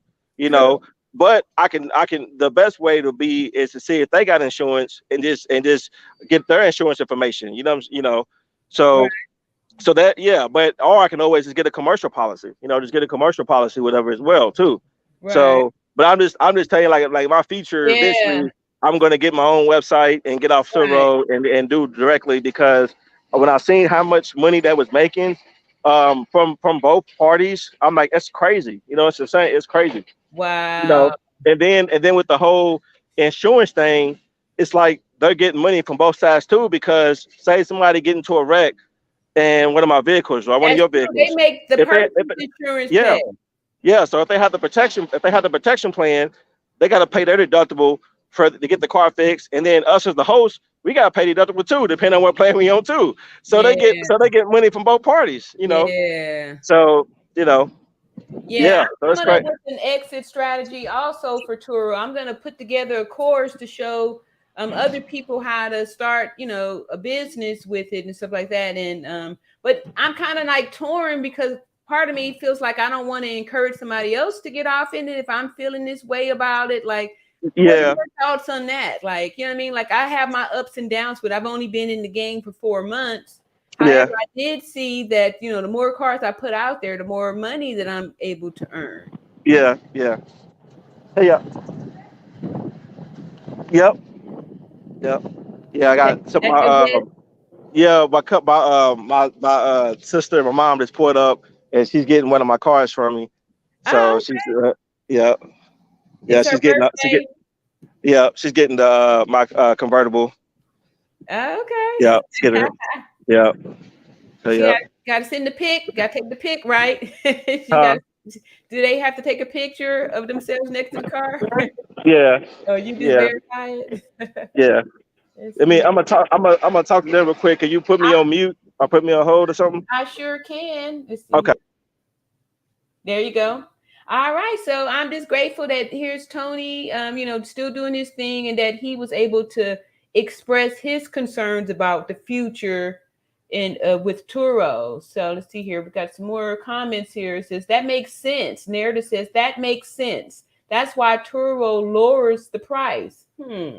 Yeah. I was kind of feeling a little fishy about that too, as far as like, yeah. So I'm not really sure too. I got to do a little bit of more meditating on this whole Turo thing. And like I said, I really want to keep everything, keep it real with y'all too. And see here. Daring Danielle says we need to all put our cars under Tony Luxury Car. Yeah, I'm sure he ain't gonna try to do keep up with all those cars. It's a lot of work. But yeah, I don't know. So maybe I might be coming up with a whole different exit strategy on this here Turo thing because, like I said, I had discovered that it felt like they were more pro guest than pro host. You see, Daring Danielle says the recession right now probably makes renting difficult. People are tight on cash and more uptight at the moment. Yeah. I can see that, however, people are still in needs of cars like that. But maybe this Turo thing, is really, I don't know. I have to, like I said, do a little bit more investigation. I'm just grateful that Tony did, admit to the frustrations of that. Like I said, the last few Turo hosts that I've kind of went to their sites, a lot of them are, kind of fed up or not really happy with Turo. So, and here I'm only 4 months in the game. And like I said, they did reimburse me and all that good stuff. However, I was just starting to, we'll see. I'm kind of, I still feel like it's a good business. And then, even Tony kind of wavered back and forth with how he felt about it. He originally said, gets out of it to keep pushing forward. However, when you start looking at this whole money thing, this might be an opportunity to create our own, Turo. Maybe we can do something like that. Host putting, binding together to be able to, have our own little platform aside from Turo and this, come up with something new. Oh, my 7 figures funding. Come up with a whole new platform, just something on all our own, and just bring our stuff, keep it in our community and stuff like that. I don't know, but yeah, Turo thing, I was really, I'm thinking about it and stuff like that too, because is it worth it? You know what I mean? Like now, I've got cars with 10,000 miles on them and stuff like that. Like, these are new cars I haven't even had for 4 months yet, So is it worth all that? I believe so, because I'm still going to be able to do a lot of writing off the depreciation on the cars. 5 of them are in the business name, and in the other 3 with a guarantee on it. So, I don't know. I really don't know. I don't know. So that's why I'm putting it out there so we can all talk about it and come together. I was hoping to be able to hear from 1 or 2 other hosts to come up and give their stories, especially the other guy, because like I said, he got all of his cars cash. However, he did admit to like having some, skills as far as like, building stuff and putting stuff together and all that. So the reason why I recommend getting the new cars, if you are somebody like me, or that don't really know a lot about cars. And can you imagine if you had a used car and you didn't really know much about cars and things like that, and then when these things happen, when and if, and pretty much when, because these things are going to happen because of the amount of people driving the car. And when people get in these rental cars, these Turo cars, they're not like, I'm sure that most of them aren't warming the cars up. They're not doing the things that's going to be, what's best interest for the car. They're going to do like what's best for them, what, how they feeling and all that stuff. So, this is wear and tear on your car. And, how are you feeling about that? How come I don't see anything up here? Let me see. I have another question here from Darren Danielle says, why do you feel bad about new people joining Turo? I feel bad because I don't want to feel like I'm misleading anybody, because I know sometimes I could be super excited. Oh, Turo is the greatest thing since sliced bread. And then, all these things that I think you need to be aware of. So, as far as like the new people that's joining the Turo that maybe didn't do enough research, that, saw somebody with a Maserati or Mercedes Benz and said, oh, I'm making, $600 a month with this one car, and they go purchase a car like that and put it on the platform, and it's the wrong area, or they, worst case scenario, they get a guest that's just like trashes their, expensive high-end car before they realize that this business is really, because I've heard other hosts that have those type of high-end cars say not to get those cars, to get the economy cars, and that way too it won't feel as bad. Because imagine the depreciation a high-end car like that's going to take. You know what I mean? Like you may not be able to recover from the depreciation that you're going to get from all the miles that's going to be put on your car, and the way different ways people drive it, the lack of care, because like I was saying, the last week I just couldn't even imagine that all the different types of stains and stuff like that. It was just like some of the people are so careless in the cars because they really don't care. How Think about the last time you rented a car, and how, not saying that I've ever trashed a rental car or anything like that, but maybe I don't warm it up in the morning time or something like that. I don't know. Or, I'm still not as delicate as I would be with my own vehicle. That's just life.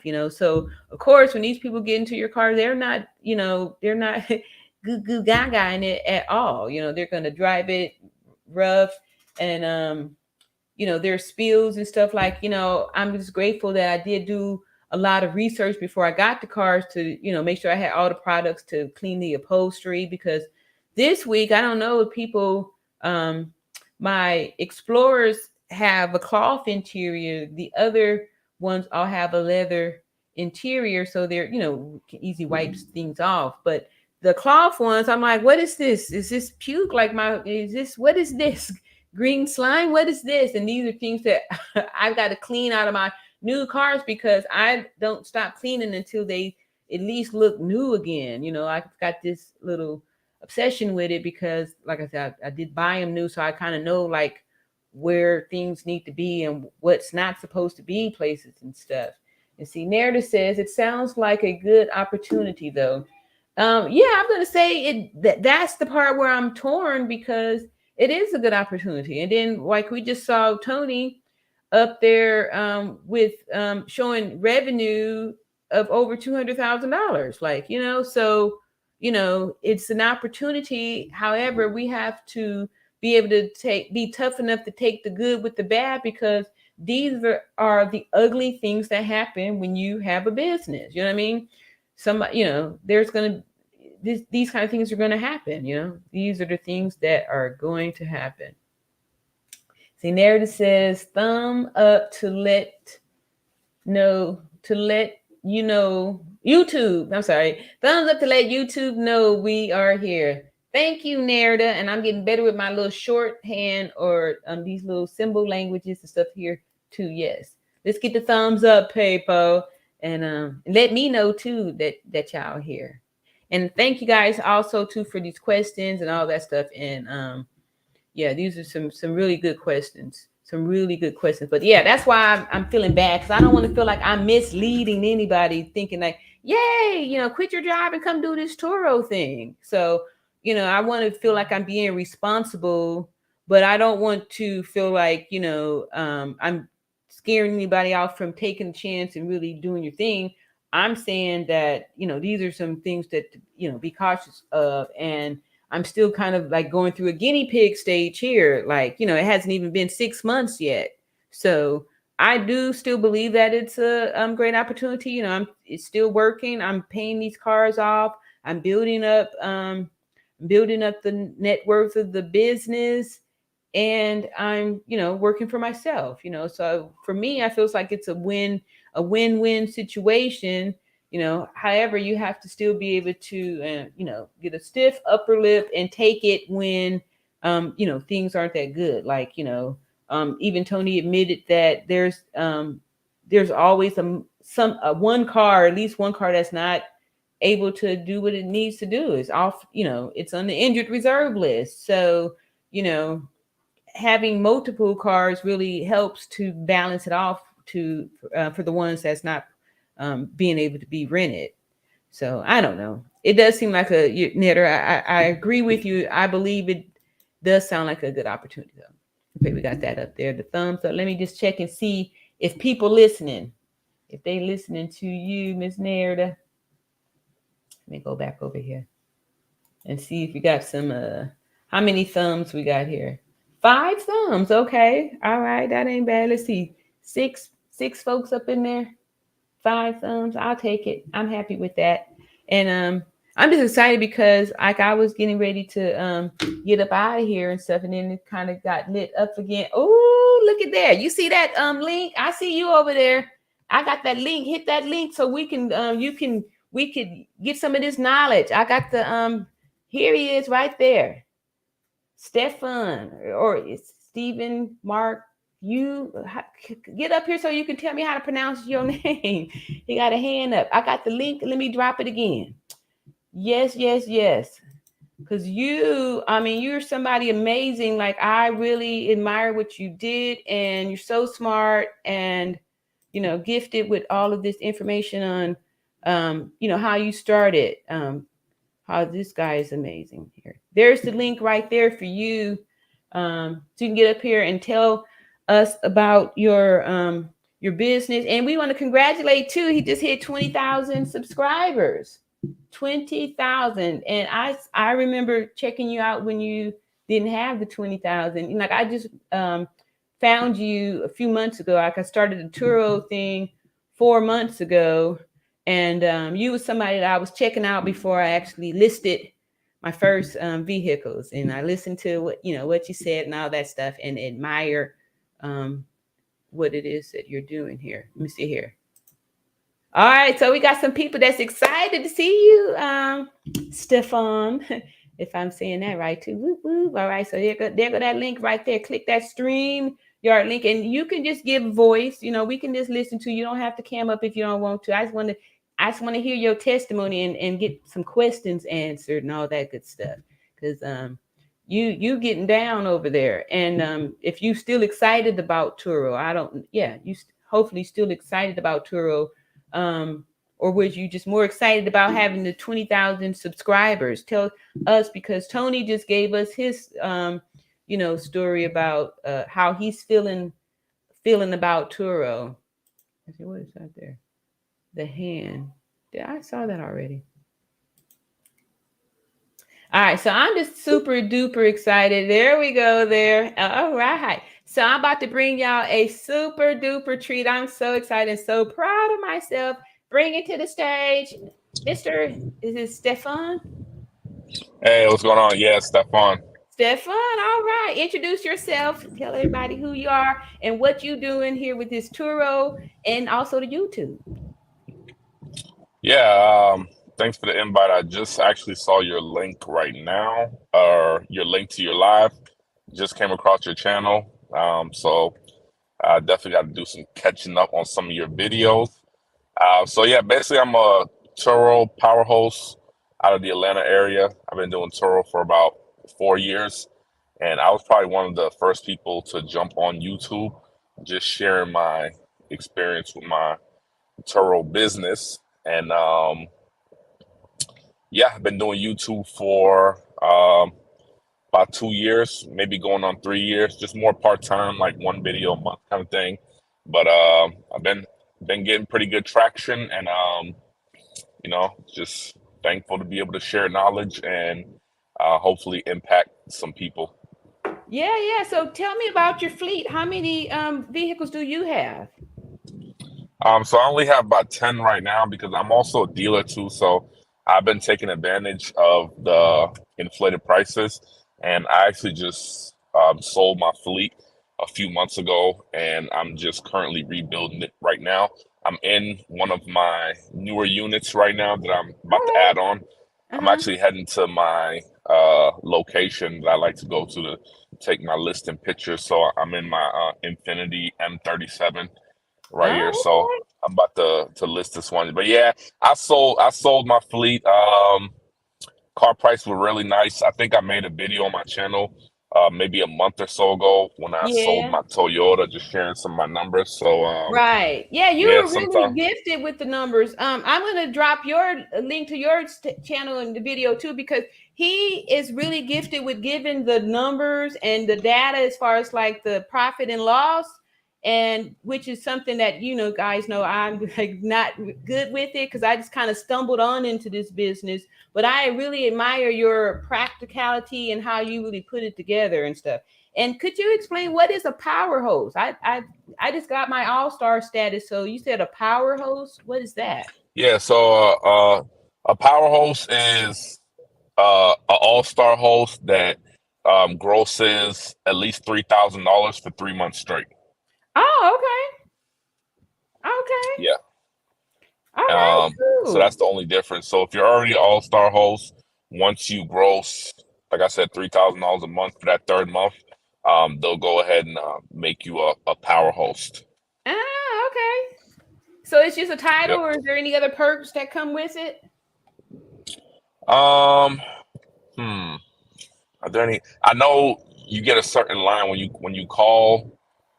They lock your number in as a Oh, power okay. host. Uh-huh.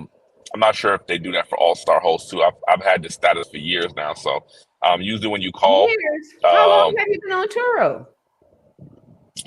I've been on Turo since 2018, so What? 4 years. Oh, I didn't even know it was out back then. Yeah, it was out. I first heard about it in like 2016. I had one of my, he had a small fleet, like 2, 3 cars on there, but I was a little skeptical to jump in, so I kind of just watched from the sidelines and see how it played out for him. But I also have a smog station, so I have a lot of dealers coming through here, and there was this one guy that Okay, was building up gotcha. his fleet kind of rapidly, and it kind of caught my attention. But yeah, I've been doing it since 2018, and I do run other businesses, so this is not my only business venture, and I wouldn't even Okay, consider it full gotcha. time.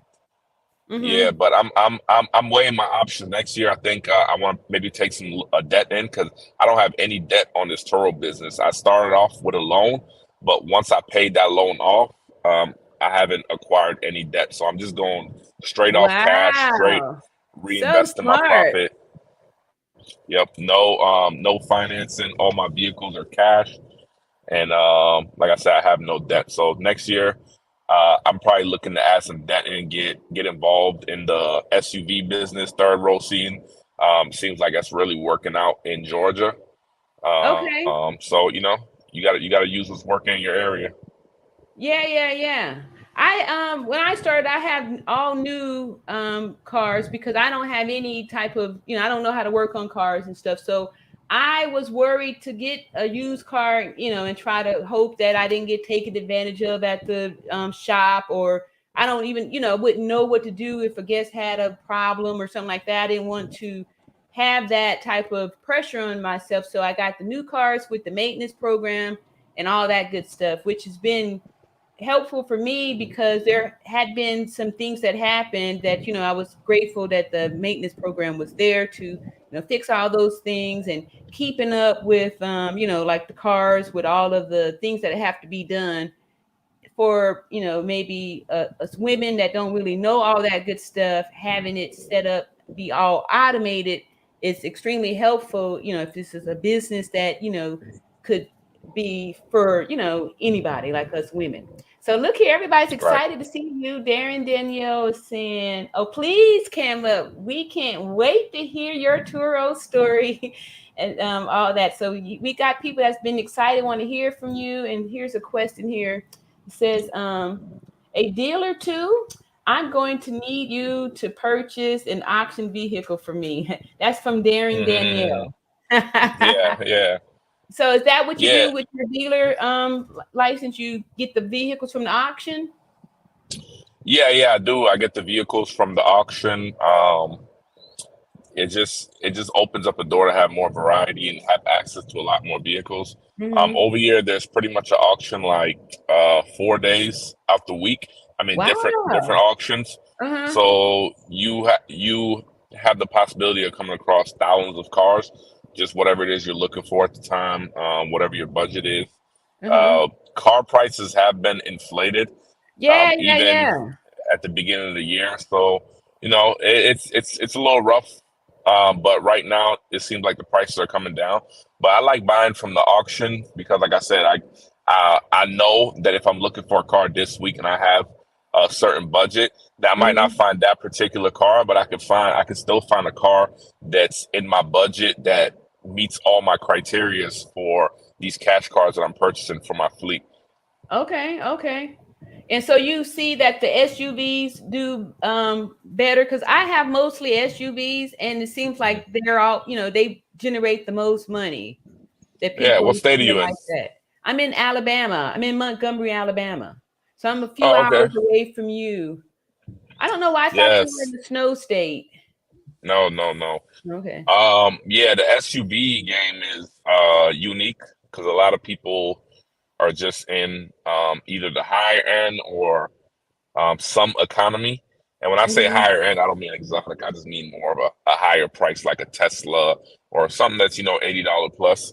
So a lot of people aren't buying SUVs and third row seaters, and I don't know why. But I had one van on there, and it was doing pretty good. I actually sold it earlier this year, but Oh, I have okay. a guy in my area because a lot of people that are on Turo or All Star hosts, whatever, they reach out to me, and sometimes we're not too far apart, so we connect. And he has a fleet of Escalades that's doing very well. So that's what, Wow. yeah, made me want to jump into that game. But in Georgia, uh, it's not really like there's not too many areas if you want to go like for vacation with your family.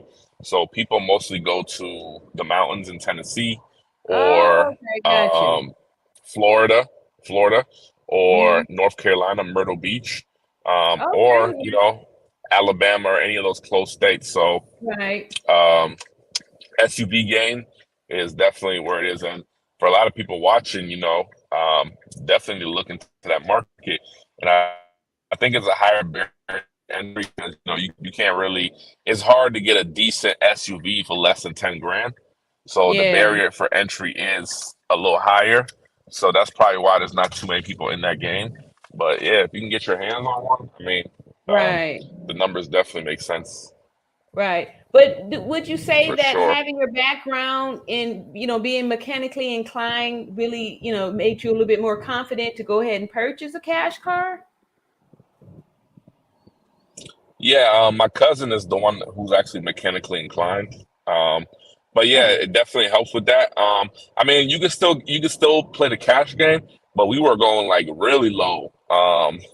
Like last year, I mean, I might come across a car where it needs a transmission or engine, and I'm buying that car for 3, 4 grand, and after everything, wow. I'm into it for 6 grand Gotcha.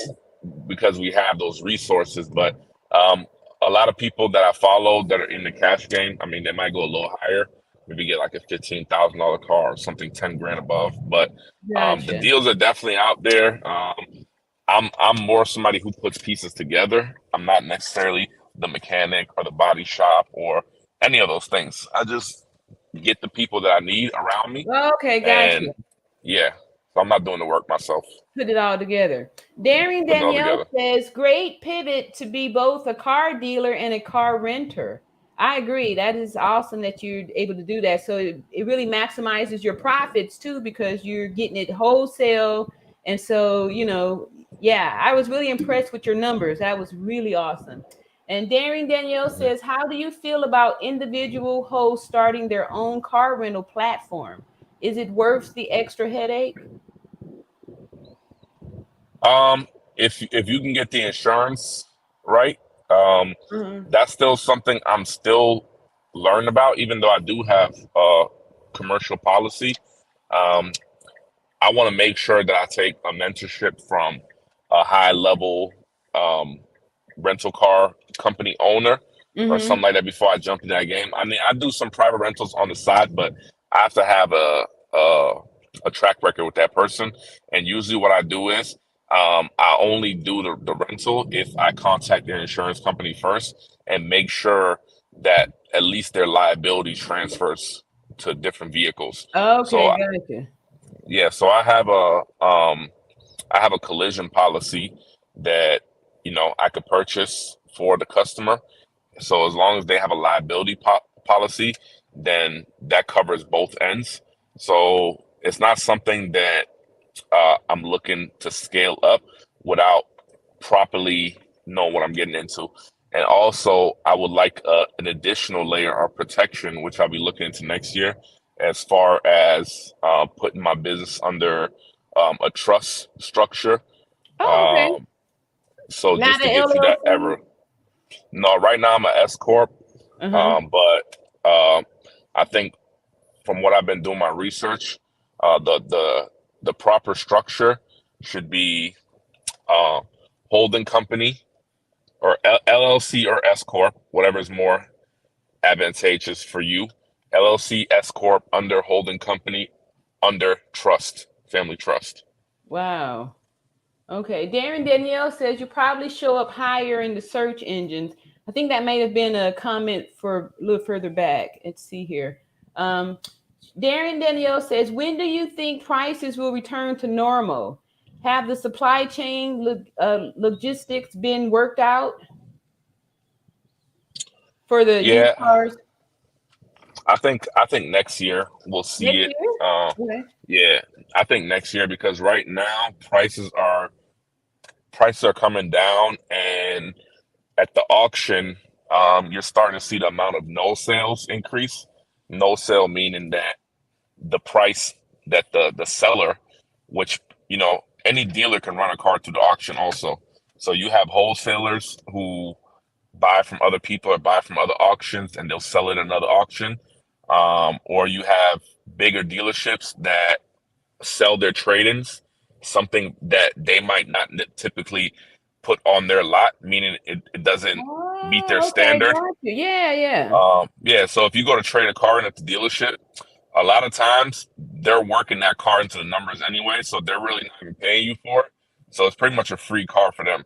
But if the Ooh. car is like, let's say a 2013, 2014, Mm-hmm. they're not going to put it on their lot. If it's a Dodge dealership or a Honda dealership, they mostly have newer cars in their lot. So they'll take those cars and run them wholesale through the auction.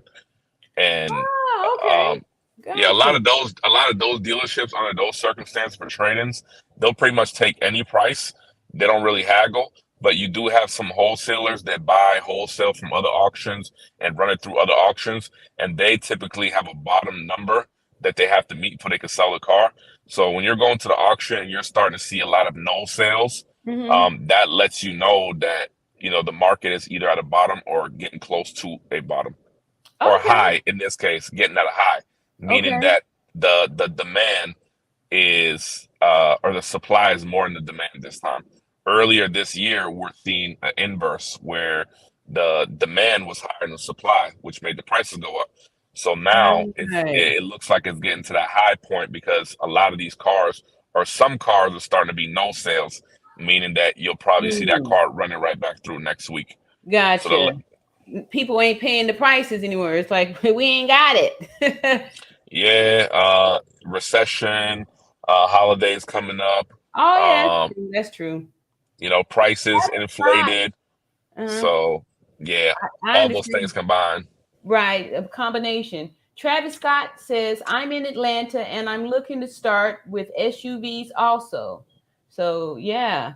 Um, what's the market? Is it a lot of hosts out there in Atlanta? I haven't really looked at the Atlanta market. Yeah, I And think you done mentioned any already major like two or city, three friends. You got a bunch of yeah. Turo hosts. Oh yeah, that's just a small amount of hosts. Yeah. In any city, major city, Uh-huh. metro area, you're gonna have a whole bunch of hosts. I mean, Right. this thing's Do not you new find anymore. that A lot of people are is it known. detracts from your business, or does it make a difference? Or are you still getting rentals? Yeah, we're still getting rentals. A lot of people on Turo are not actual rental businesses. It's more people who have one or two cars out their Okay, driveway. gotcha. So the way I run my business, I mean, it's kind of hard to compete with me if you're just a person renting out of your house with one or two cars.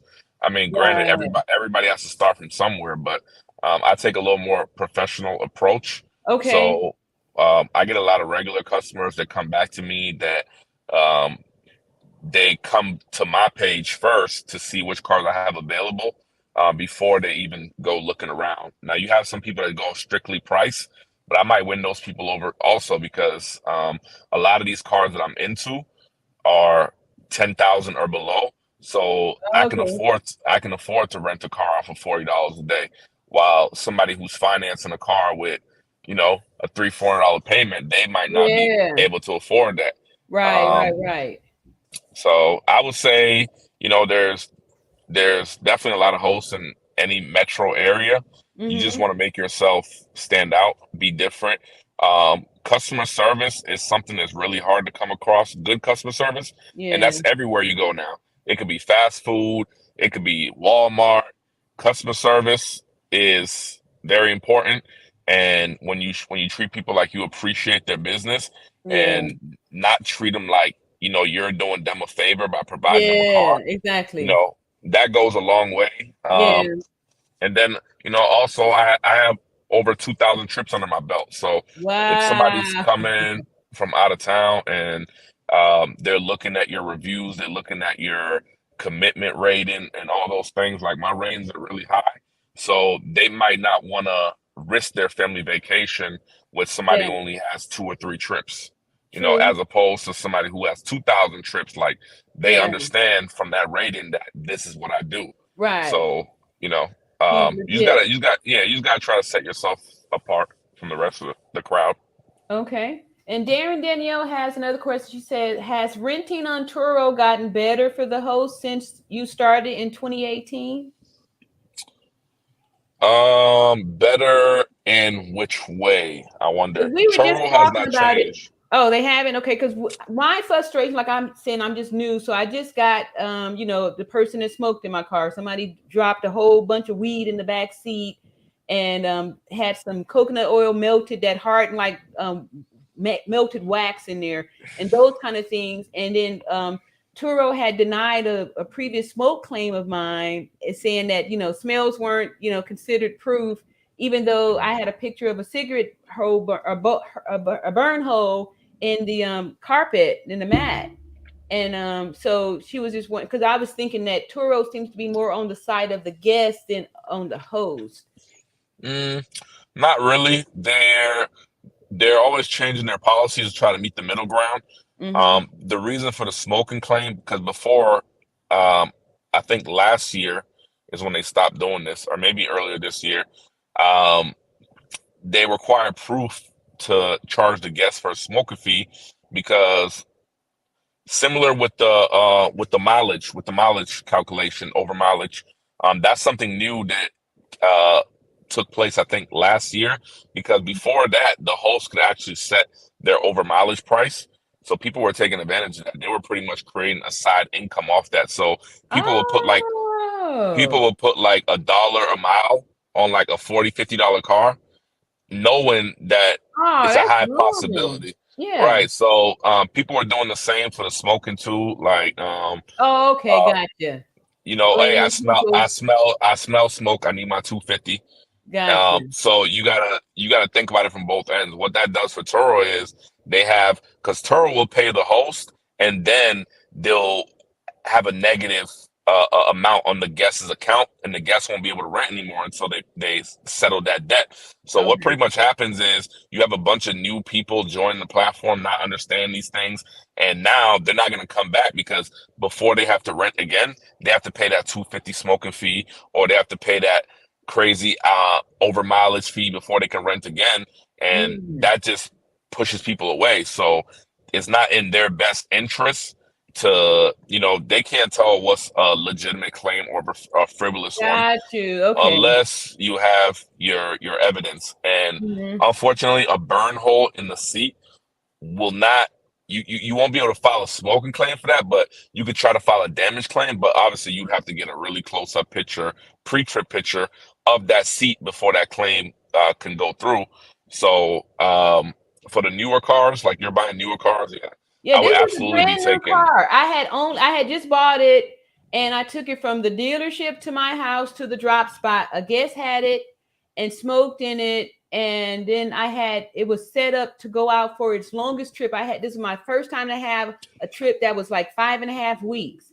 And so when that guest got in it, she could smell the smoke too. I had bought a little ozone machine, put that in there, but since it was my first time, I didn't maybe stick it in there long enough. So there was still like a little faint smell of smoke. So that guest, after her 5-week trip, she ended up giving me a 3-star. She gave me said good things about that I was a great host and did all this other stuff. However, she said she smelled this slight hint of smoke. And, that's just horrible. But what happened the next time when the guy had all the weed in the back seat, I didn't file a smoke. I filed a cleaning fee because I was like, well, they're going to say I can't prove it. And the weed hadn't been smoked. It was just, it was so much weed shake. I could have rolled the joint. It was that much. It was all in between the seat belts. It was real bad. So I didn't file a smoke claim because I was like, I can't prove that they smoked it, but you did. I can show y'all pictures of all this weed and all this oil and all this stuff in my car. So I filed for the cleaning, and then Turo upgraded it to a smoking, and they actually reimbursed me for a smoking claim. Yeah, I'm about to say once if they left weed in there, you can definitely get a smoking. If they left ashes or stems or any kind of paraphernalia, then you can get the smoking. So yeah, I would try it every time. If it doesn't work, it doesn't work. Okay. But yeah, definitely if you see anything in there, just send a picture. The most they can do is say no. And there's even been some times where I'll escalate to go a next level higher because I'll put pictures in there and the rep takes a look at it and he thinks it's not sufficient enough. And if I know there's paraphernalia in the car, I'm gonna push the issue. And a lot of times they can escalate it, and I've had it go through on the second level, also the second level, but not the first. So if you see the paraphernalia is there, but just going off smell, they stopped doing that I think last year. So sometimes it happens to me too. I would say run the ozone, run it with the AC on circulation mode. Oh, okay. And I didn't even turn the car on. I thought the car had to be off. I run it with my AC on and circulate the air. And I'll also run it for 30, even 45 minutes, depending on, the severity. If somebody's smoking in the car with the windows up, 30 minutes might not cut it. You might have to let that thing run a good minute. Yeah, because cigarette smoke is a lot different from the weed smoke. That usually, the only reason why this one was so bad was because it wasn't smoked weed. It was like, it was like weed. So well, they probably did both. Okay, gotcha. Yeah. Right. So Danielle says, she says, I love that you are an S Corp. You are so wise. I agree. Yes. I told y'all this brother was wise. And I think this is the last question here. It says, has being a host on Turo improved in terms of regular earnings? Have they increased? Has response time from Turo improved? The earnings are pretty much the same because the earnings is based on what insurance package you pick. So that it changed slightly, but they brought it back. So mostly I'm on the 75-25 plan. Why not the 90? Why not the 90? Yeah, since you've been doing it for so long. Yeah, only because when I first started on Turo, I think I had a bad experience initially. Like my second or third trip had pretty nice damage to the car, and I think I was on either the 90 or the 85 at the time. Oh, okay, gotcha. Whatever it was, my deductible was like 1,600, 1,200, yeah. So I actually had to come out of pocket for my first claim. So I never wanted to do that again. So for 3 years straight, I've been on 75-25. Okay. And I'm there my too. claims, I make profit on my claims, so I'm comfortable with that. But some of the older cars that are paid off and not anything newer, I'm talking about like a 2014 car. It's already Mm-hmm. been on the platform for a year or two, and you have other cars that are producing income regularly, I think you can go down to the 90 plan. Just do it like a mixture. But none of the cars that you have, any finance cars, anything like that, once you start paying them off, then yeah, I think you can come down to 90 unless you scale up over 10.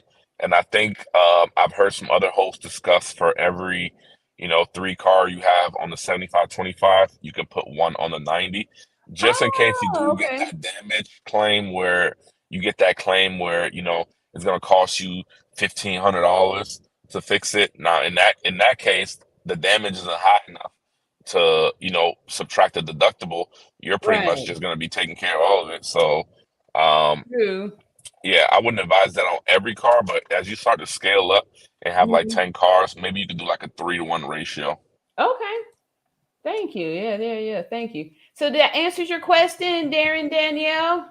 I sure appreciate you for paying attention to me and actually coming up here. My goal is to try to build a community of Turo hosts and aspiring Turo hosts so we can all come together and we can learn from those of you that been, you like been doing this for some years and kind of give us some more insight and be helpful because I know like a couple weeks ago, I was going through a point where I felt like I wanted to throw the towel in, like this ain't worth it. And I started off with 3 cars, and then I had a guest to crash my car, and so I went and I got 5 more. And so like now I'm in the game for real. I got all these cars, and I'm like juggling a real business. And then when these kind of things happen, it make you feel like, is this really for me? Because especially some of the like the cleaning that's involved. Like I have mostly SUVs, so those are real tough to clean, and I'm doing it all by myself by hand and stuff to make sure that people have a good experience.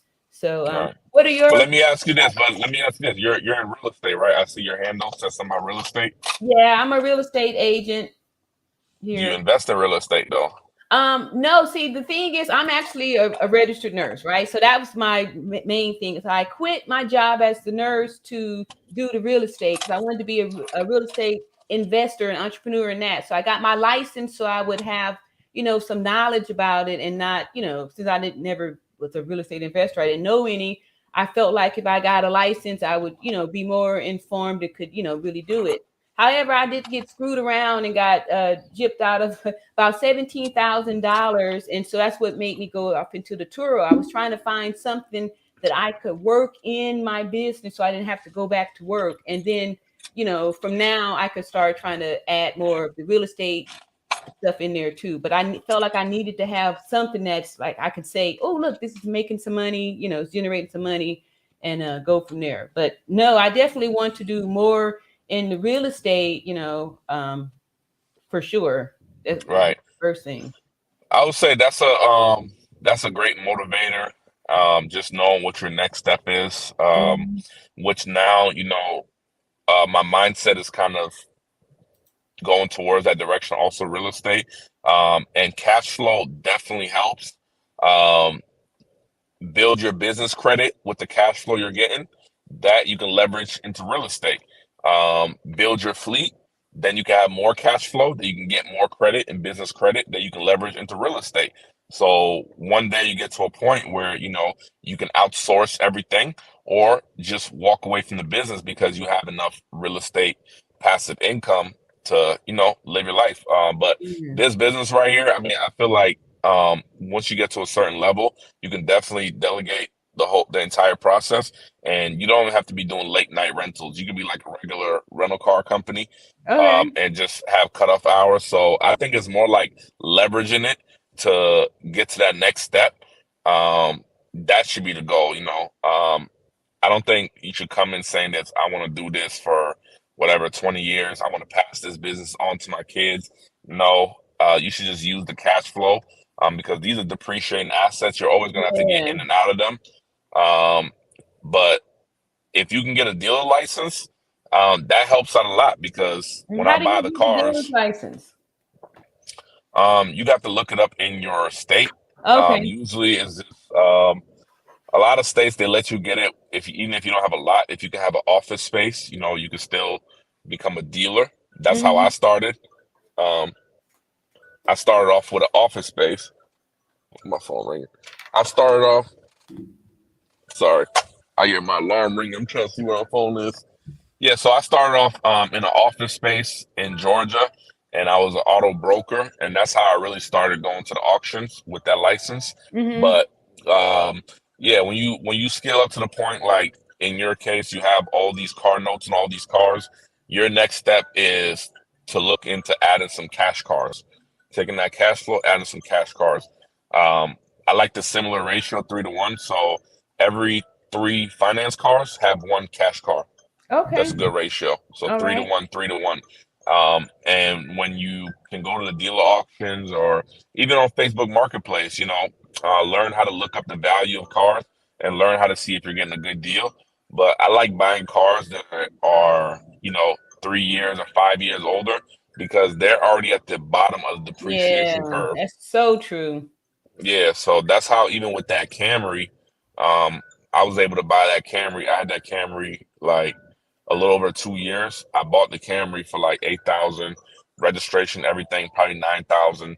Used it for 2 years and sold it for 10,000. But because I bought it when Wow. it was already depreciated. It's a Yeah. Toyota, so it maintains that value. Yep. So I pretty much pulled all the equity out, everything I was into the car, made profit, and then turned around and sold it for $1,000 more than I initially paid for it 2 years ago. So Wow.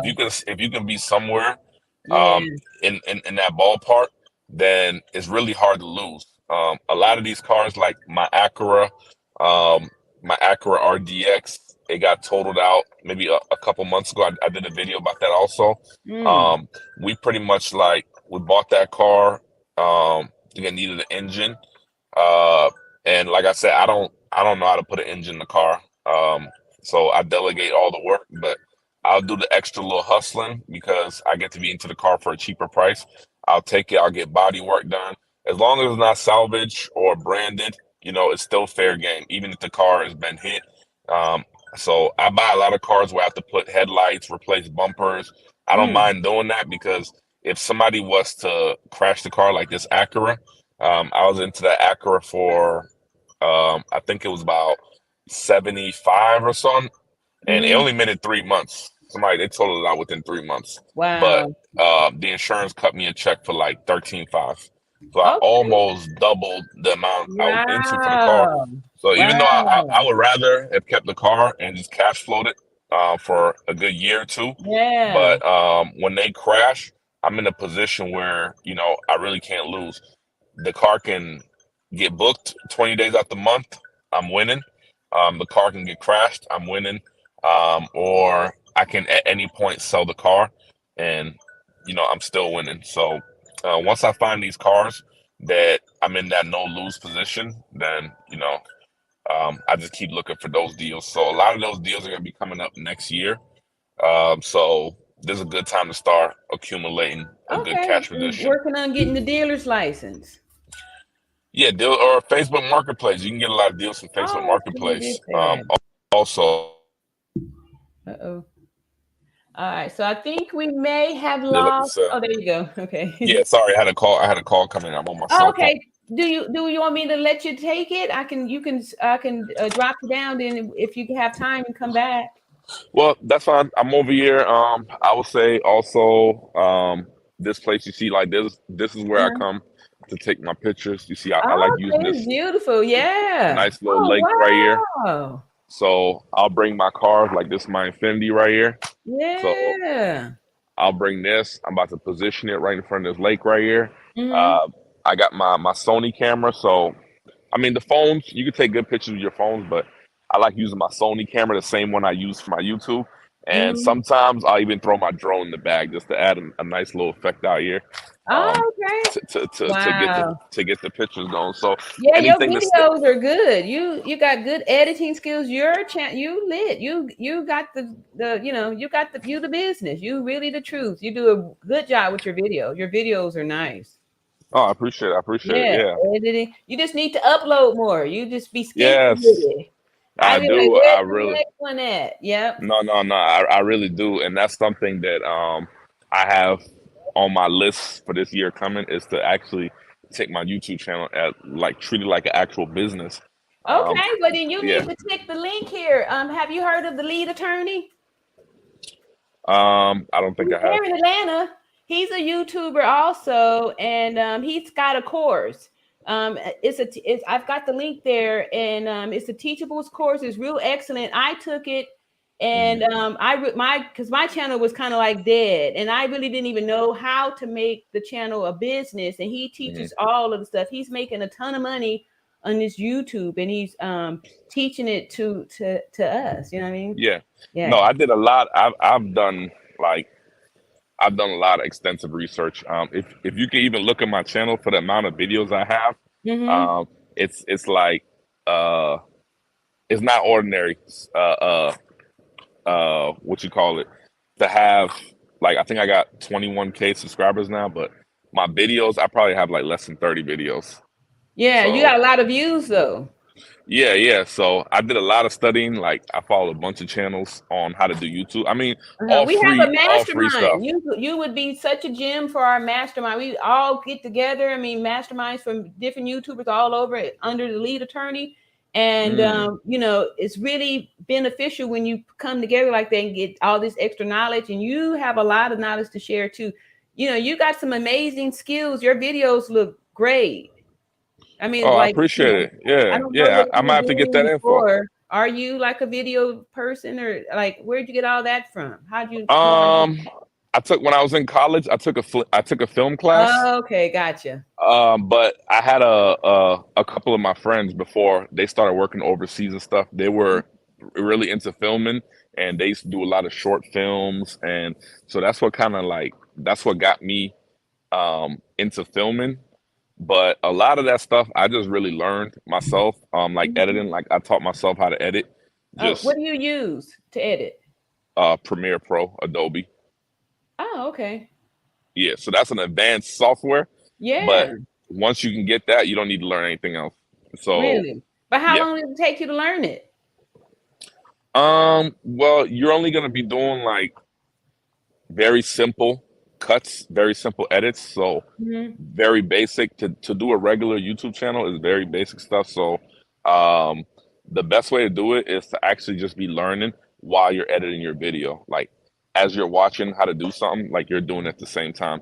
And editing is almost like anything else. Like the more videos you edit, the better you get. So before, like for those YouTube videos, it used to take me like 8 to 10 hours to edit those. So now I can edit a video. I can edit a video in like a couple hours. Okay. Yeah, like yeah, 2-3 hours. You do a lot of the editing. I mean, it's pretty intense. I mean, you put a lot of work into it. I can tell. That's why I do the lives, because we're gonna have to do the editing, and I suck at the editing. I enjoy the lives because I feel like I'm building a community, and I love answering the questions or even getting these questions from people. And we got another question here. This one here seems pretty important. Danielle says, I'm preparing to sell my 2008 Toyota Highlander, which is too old to list on the Turo. Still, it drives like a dream. I'm going to sell it for the same amount I paid, or more, because of the vehicle market. So and it's a Toyota. A Toyota. Okay, cool. Yeah. Those, I feel like those are the best cars. Those Japanese cars. Yeah. It could be Toyota, it could be Lexus, Honda. Okay. I'm a little wary of the Nissans now because of the CVT transmission, so I don't usually tell. CVT transmission is what's the CVT stand for? Basically, it's something you want to stay away from. Okay. Right. Yeah. Are y'all hear that? No Nissans. I think you had said something about a Nissan, Danielle. Don't do it. Yeah, nah. Yeah, I wouldn't do the Nissan. And I was buying a few Nissans. I had a bunch of them, but back then the transmissions were a lot cheaper. So that's the thing about the car market too. As the market goes up, the car price parts. Oh yeah, okay. The parts go up also. So like a CVT transmission, I used to buy those for $800. Now they're like double the price. Wow. Yeah. So basically, Nissan, if you're gonna buy a Nissan, just certain cars you shouldn't push over 100,000. So not saying you should just stay away from it 100%, but exit out sooner. Exit sooner. Okay. Just let it go. Yeah. 10 Plus Sound says your premiere is amazing. You just premiered a video, right? I think I dropped it off into this little Yeah. chat there. Adobe Premiere Pro. It's Oh, that's what it's he's talking about. Okay, so yeah, Adobe Premiere Pro. It's an advanced editing software, but once you learn how to edit on that, you don't need anything else. Yep, you're good to I'm go. gonna try again in the future, maybe to do a little bit of editing. It's intimidating, though. I'm not gonna lie. I'm not the most computer savvy person, and and then the thought of thinking I have to put hours in to make a 5 or 10 minute video, it's not the most satisfying But either. that skill right there has helped me in other things besides YouTube. Like I'm from Liberia. I'm from West Africa originally. That's where I was born. So I do a lot of investment back in my country now. I try to get people on into investing in my country, and these videos and editings. Like when I give somebody a presentation or I put a video together and I can edit it and I can put different words, like people are just amazed by the simplest editing you can do. People are just like amazed by it. I know, I'm amazed. Yeah. Yeah. So, I it goes can't a wait long to way. get like that. I hope that I would take the time to actually, be that person. But I was hoping you were Yeah. going to say, no, you send it out and these people do it and get it all together for you. Yeah. That's mostly if you're just trying to crank out a bunch of videos, that's what I would suggest. Have somebody do it for you. But I think I like to add a little creativity spin into mine. I kind of fell off the creativity recently, but like when I first started the YouTube, I would do like these little skits and little I stuff saw. like that.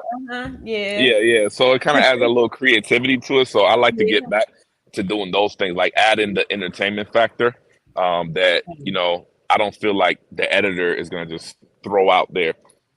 So I think it's worth it to learn. I'm gonna check some of your videos out because I didn't even know about your channel. Once I seen your comment, I hit on it.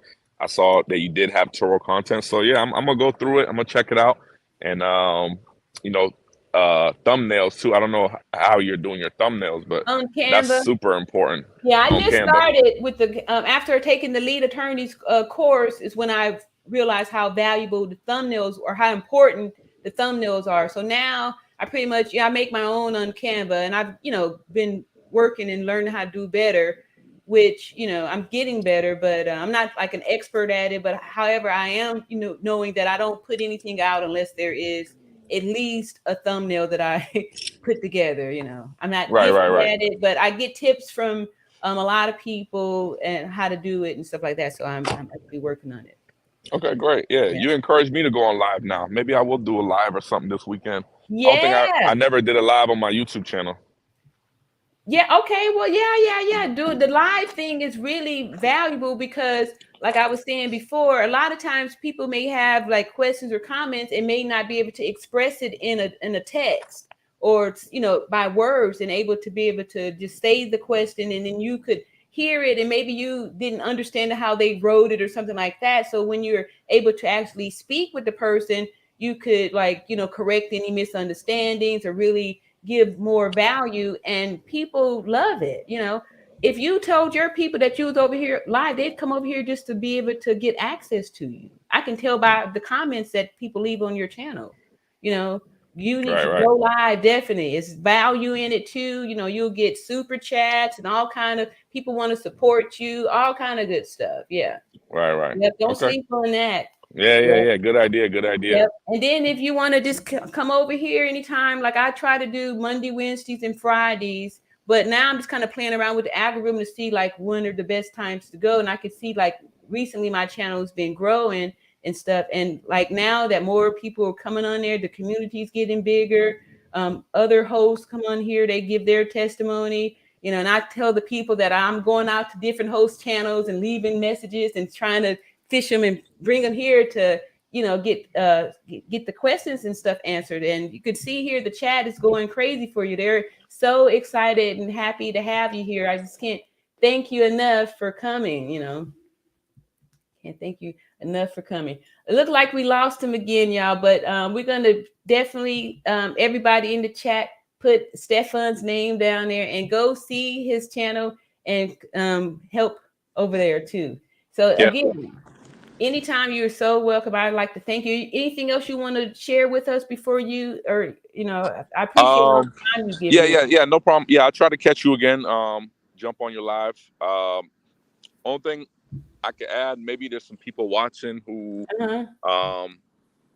they're not sure how to, get in. They don't have enough cash to get started. They might not have financing options. But if you can learn the game, I see a lot of people actually doing revenue splits now. That seems like the new thing, where people will host your car and they'll do all the work and do a revenue split. So I have a lot of people starting to do that now. So if you get your one car going and it's going well, I would definitely pitch investors because you got some people that got money to put out there, and if they can buy a car for $15,000 or so, and that car can do $1,000 a month, and they can make $500 on that, I mean, that is a great return as an investor. I would myself even invest if I could invest $15,000 and get $500 a month. I mean, Right. That's not bad. Okay. Do you have any cars when you do airport deliveries, or people coming to you? Yeah, I don't do any airport deliveries. Like I said, I run a couple of other businesses, so. Okay, gotcha. Turo's not your main squeeze. Gotcha. No, not right now, but maybe next year I could set something up like that. Okay, cool. You had at what point you had a large amount of cars? So at that time it still wasn't your main. How were you able to keep up with so many cars? Well, if you take out delivery out the equation, that's where a lot of people spend their time driving back and forth from the airport. Usually my cars, once they come back from a trip, I get them ready right away now. So I just leave them sitting there. So when they get booked, the car is already ready. I don't have to do anything. I either throw a lockbox on it, or if it's still within the time where I'm still around, I meet the guests. But a lot of reservations. Like I have an 8 o'clock one at 6 o'clock right now. So I'm gonna head back over there and put a lockbox on it. I have an automated messaging system. Lockbox. Okay. Yeah, lockbox. So so once I'm gone for the day, like around this time, I'm usually just gone. So whatever I have to do, I'll take care of it tomorrow. Any cars come back, I'll take care of it. Now there's certain things you could do too to make it a little more hands off. So like I said, I use the automated system from CarSync. They send out messages.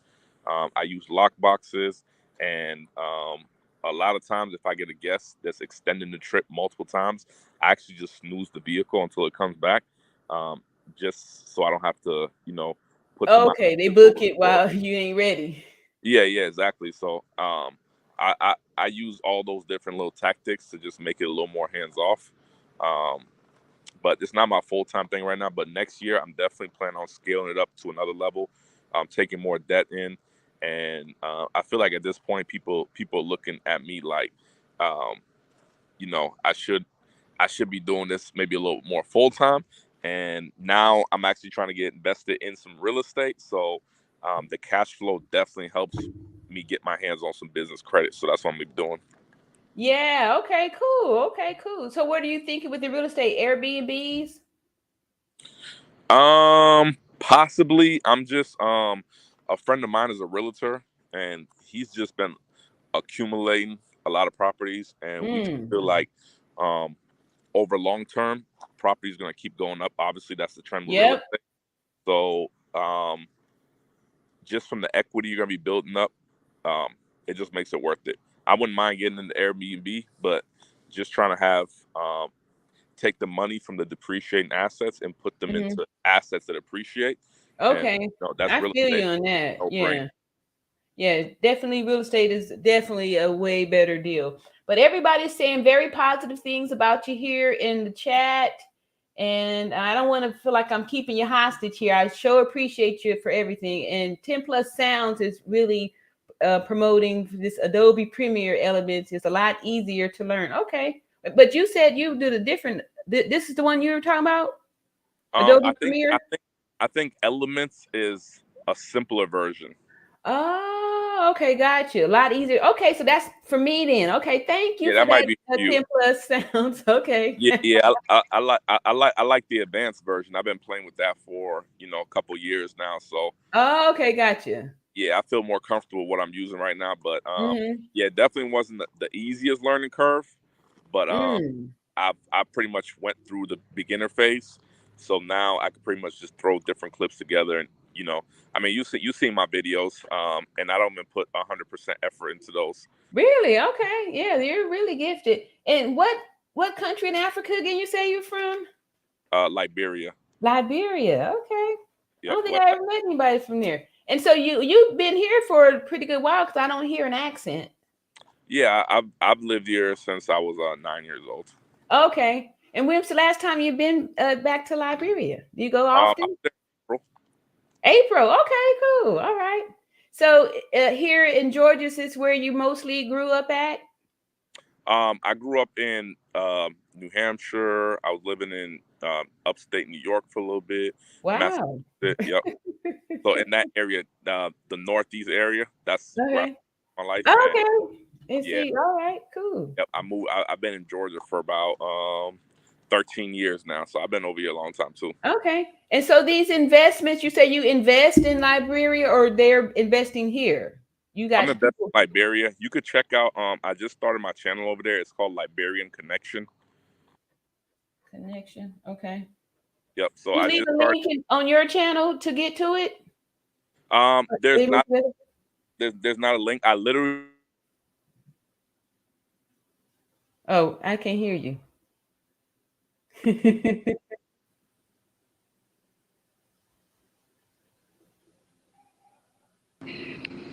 Can you hear me now? Yeah, I got you. Yeah, I literally just started that channel, so I don't have a link yet. I only have a few Oh, okay, videos, got more you. to document. We have a community project over there in Liberia where Mhm. about 23 of us we're together. We have 15 or 17 acres, and we're building our Wow. houses. Yep, Okay. and we have a investment group that's building a resort over there. So Mhm. I started the channel to document the process, but also Okay. encourage people from To my country invest. to invest back home.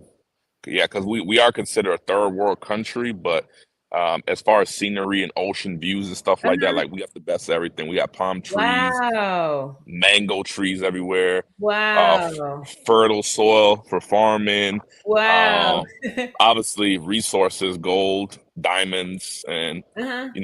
other precious Wow. minerals. Yes. So I like it. I just went back last year for the first time, and now I try to go annually. But I'm also trying to um, create enough create a financial stability so I Wow. can go back freely and I can go over there Mhm. for a few months at a time and invest Wow. in my projects. So Yeah, you will do it um, too. You're so wise and so smart with what you're doing. I'm so proud of you. I'm super proud of you. Like I've seen, you good for you. Good for you. I And appreciate it. I Darren appreciate it. Danielle says I was in Liberia in Wow. 2018. Wow. Yeah. Small world. Yeah, I Um, she know. she must be in the medical field because I think that's when Ebola was out there.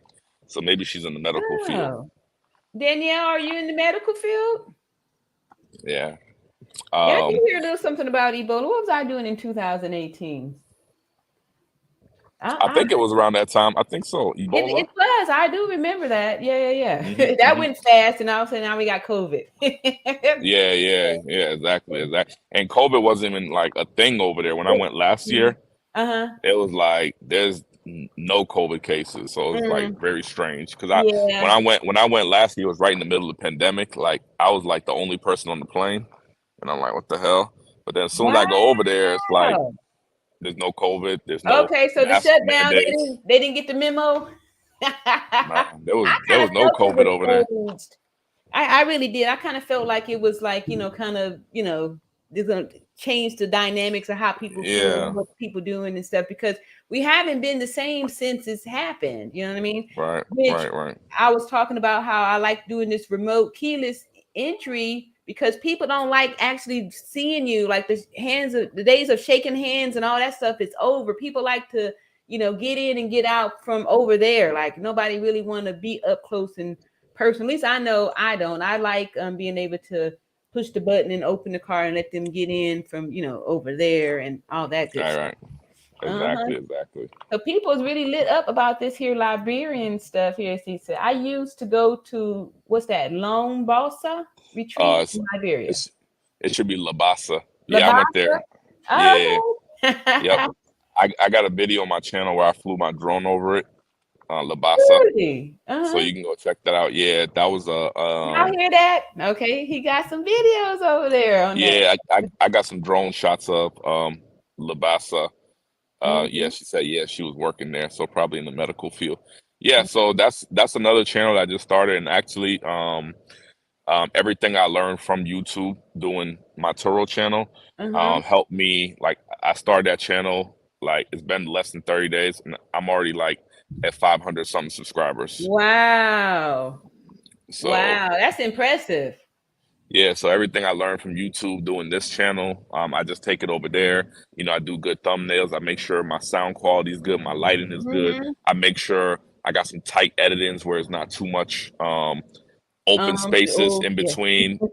So I keep those same that same checklist I use for my primary YouTube channel. I take it over there, and people really enjoy it. There's not too many professional content makers out of Liberia. One of Mm-hmm. my good friends, Emma, is one of them. She started her channel last year, and her channel is taking off, and she's involved in so many things in Liberia. So you'll probably see her on my channel. She Okay. does real estate investing, farming. She Mm. sells properties over there. She's the one setting up all these community ideas, and she has the construction companies and all the Mm-hmm. connections. So YouTube has definitely helped her a lot, and she has about 4 to 5 thousand subscribers on her channel. So she is definitely doing the thing. So Okay. yeah, YouTube out here changing our lives, and And um, a regular passport to get you a visit to Africa? if you got an American passport, you need a visa. A visa. Okay. Yeah, Hmm. you need a visa. And usually you'll have to either go to the embassy or send your passport off over there. But we have some connections to get visa on arrival. Oh, okay. Yeah, that'd be something neat to Yeah, do to yeah, communicate, to group up like that. I mean, because we'll be so powerful in numbers if we could all do that and not feel so separated and like we're not yeah, the same. yeah. We're gonna be doing that maybe in like another couple of years when the resort gets completed. We'll be looking Hmm. to bring people to Liberia. And a lot Yeah. of people don't know that America actually has a history with Liberia because that Liberia In the was, 70s, huh? Right? yeah, that's where the free slaves went to. They went back Yeah. home. The ones who didn't want to stay in America, the ones that wanted to return to Africa, Mm-hmm. um, Liberia is the country that they first settled in. Oh, okay. Yeah, They so try to we have a picture that is Ghana. no, it was Liberia. That's like I our remember our hearing that. flag. Our flag from Liberia is pretty much it's an American flag with one star. We're the Lone Star country, almost Uh-huh. like. And our capital city is Monrovia, which was named after President James Monroe. Mm-hmm. Um, Oh, we okay. speak the language over there is English. It's more like a broken English, um like a patois kind of English. Mm-hmm. But if you go over there, you speak English, you can definitely communicate with people over there. We're an English speaking country. So there's a lot of connection between Liberia and America and with African Americans, and people don't even know it. So Wow. we're looking to bridge that gap, start bringing people back, start setting up these resorts with Yeah, different I can see excursions. that. Yes, that's giving me tingles just thinking about that. That's amazing. Hmm. And Hmm. I wouldn't have never known that. Like I wouldn't have never known that you were going to say I'm from Liberia. Like the Yeah, last yeah, thing I would have thought. And Daring Danielle says Liberian people really do support and show up for one another. Okay, that's good to know. And it's good tips for us to take to start being more supportive towards one another too, because over here, unfortunately, we aren't as supportive as one another as we could be. And she says, oh, yes, the American Colony Society. Okay. And see what else she has comment here. Says, yes, the ACS traveled along the West Coast. Okay. So she's probably correcting me with or piggyback on what you said. The West Coast of Africa trying to find a place to settle the freed slaves. They're like 16 different tribes and dialects. Okay.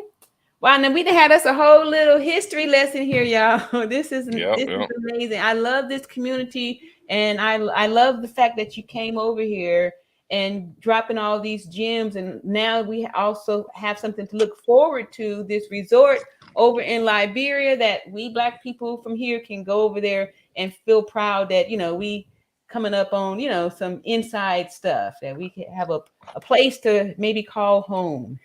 Oh no, that's for sure. A lot of people are going back and more to Ghana right now, but a lot of people are returning home, and I see that trend only increasing because the America we live in now is not the same America that used to be. I mean, sorry to say it like that. It's just like even like as these rappers are getting killed left and right. Like I live here in Atlanta, and like I barely like. I might go to a lounge here and there, but I don't really go out like that. It's like a lot of these states with loose gun laws, like everybody has guns. The mental health, in the South, it's a thing here. Yeah, it's a thing. Yeah, yeah. Mental health is on the rise. People are really crazy now. Yeah. People are on edge. People are on edge because they're not, with all the distractions going on with social media and everything, it's taking people away from actually trying to build a life of financial freedom. Yeah. So they're spending all their time working. They're miserable. They have guns and mental health issues. So it's not a good combination. It's not. Definitely not. So, yeah. And good for you for speaking on that too.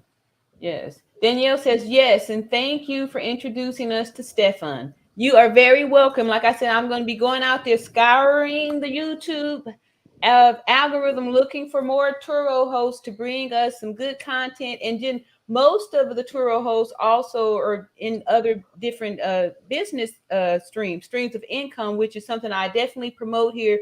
Is for you to have multiple streams of income. That way you're not relying on one. So when things get a little bit clogged up on that one stream, you got other spigots to go to tap for your resources. Exactly. You got it right. So it's picture time right here. I'm about to get to it before I lose all my sunlight. I appreciate you having me on the channel. Yes. I definitely would love to come back on and connect with you, and maybe send me some of the information about the mastermind and things like that. And I'll definitely like to check that out. Okay. Thank you so much, Stefan. All right. Everybody say bye-bye. All right. Yay. Okay. That was so good. That was so good and unexpected. And I feel like my my seeds that I have put out there and planted, they have, started to manifest. And that definitely was he was definitely a great resource and gave out a lot of gems. And his story was totally different from Tony and totally different from Big One Life. And I'm just excited because there's going to be more to come. And him also introducing this whole Africa, the Liberia stuff is just, invaluable right there, because this was something I wasn't expecting for us to get. And now look at here, we got more things to explore. So I'm super excited. And thank everybody so much for all of the your comments that you was putting out there.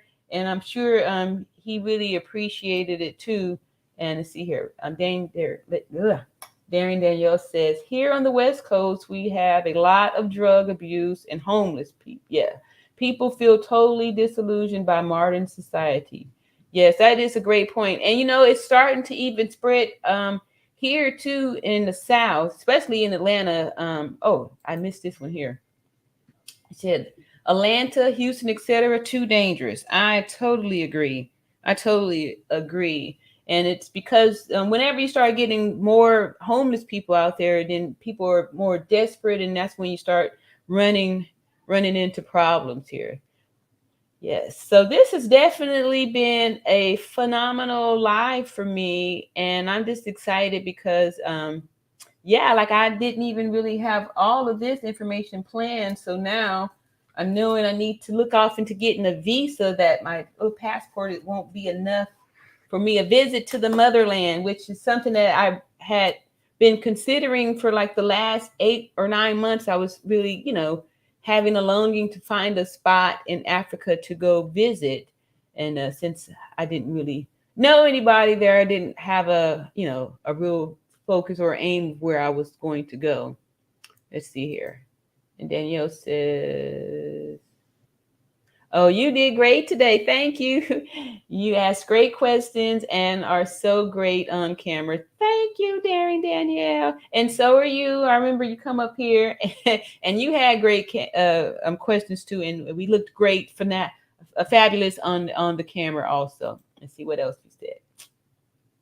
In the South, people just seem more violent and trigger happy. Really? I was going to say that people seem more violent and trigger happy on the West Coast. Y'all have all that road rage and all that stuff. However, most people out here are strapped, and, they try to do this whole stand your ground thing. But let's see here. We got another comment. Said, I've been to Africa 5 times. Oh, that's awesome. I would love to, I can't wait to say I've gone once. Happy to talk about it with you. Okay, cool. So Liberia or any other parts of Africa, was it just there? And what got you to Liberia? The only thing I know about Liberia is that Michael Jackson had a song called Liberian Girl, come and change my world. Yeah, I wouldn't know about that. That's only us older people would know about that, because I believe that was on the Thriller album, or maybe Off the Wall, or one of them. Anyway, Narrative, put the answer in the chat. I'm sure you know. But anyway, just a little jokey joke there. I'm still just kind of floating off of this whole live, and definitely still super inspired about Turo and the other, possibilities, and the good energy and focus that it brings about being established in that business there. So I'd like to just say thank you to everybody who's come out. Let me see what these likes is looking like before I let y'all go. Okay, 8. I guess that's fair. Feel like it was more. But anyway, I guess it's all good. So I'm excited. So if y'all got any other people or some questions that, okay, we got some comments here. It says, I've been to Liberia, Kenya, Tanzania, South Africa, and Ethiopia. Wow, look at you. I didn't see you knowing you this travel person like that. Do you have family in Africa, or you got family out there? Is that what got you going that part there? You see, you said, I've heard that song. You've heard it? Did your mama play it? I'm just messing with you. Okay, yeah. So yeah, that was it wasn't one of my favorite songs, but whenever I hear the name Liberia, it just reminds me of the song that was a favorite of my sister. See, Danielle says, it sounds like the cost of cars is higher than normal low. Let's see, it sounds like the cost of cars is higher than normal low. I think he was kind of saying that too, that it's getting ready to break, and so the prices should be coming down. If I'm correct with what you're asking here. Let's see. So I've been to like 39 countries. Oh wow, okay. Yeah, my oldest son, he it's what people are now calling a passport bro, and he just recently moved over to Colombia. And yeah, so, and he did a lot of traveling too, all over, and that's why he decided he wanted to settle down over there in Colombia. Been all over the place here. Let's see, it got me. That one's not over here just yet. I see the comment, but it's not here. He said, laugh out loud. Nope, my parents are from Barbados. I love to travel, planning a trip to Europe next summer. Okay, cool. Oh, I'm getting ready to start traveling too now, since all these kids is grown and gone. It was one of the things that I was waiting around to do when I got my freedom from rearing these here children and stuff. So now that I got my time and everything is all for me, be a great time for me to do some traveling. I went to England and France in my younger years, but I haven't left the country in a long time. A long time. But anyway, I'm excited to get some stamps on my passport, and Africa is definitely a place that I have wanted to go recently, like within the last couple of years. I had like a burning passion, a burning desire to go visit Africa. So yeah, I'm excited. This has been a wonderful live. This has been my most lit live, and I'm just excited. And thank everybody who has come over and asked all these questions and all this good stuff. And this will be my Friday night live. And for those of you who don't know what I've been doing here as far as these lives, moving around with the different times and the different speaking points and all that good stuff, I'm just super excited. And before I get out of here, I'm going to drop again or show again this here Teachables link, and I will send this to Stefan also. This is the Teachables course from the lead attorney for your YouTube channel, how to grow it, how to get it started, things to do to get it prosperous and actually work it as a business and earn some money. Start getting some of this here YouTube money while you can. And it's also another stream that you shouldn't plan to retire on. It's one of those things where you want to get in and get out. And I see something else over there, but it's not here yet. Let me see here.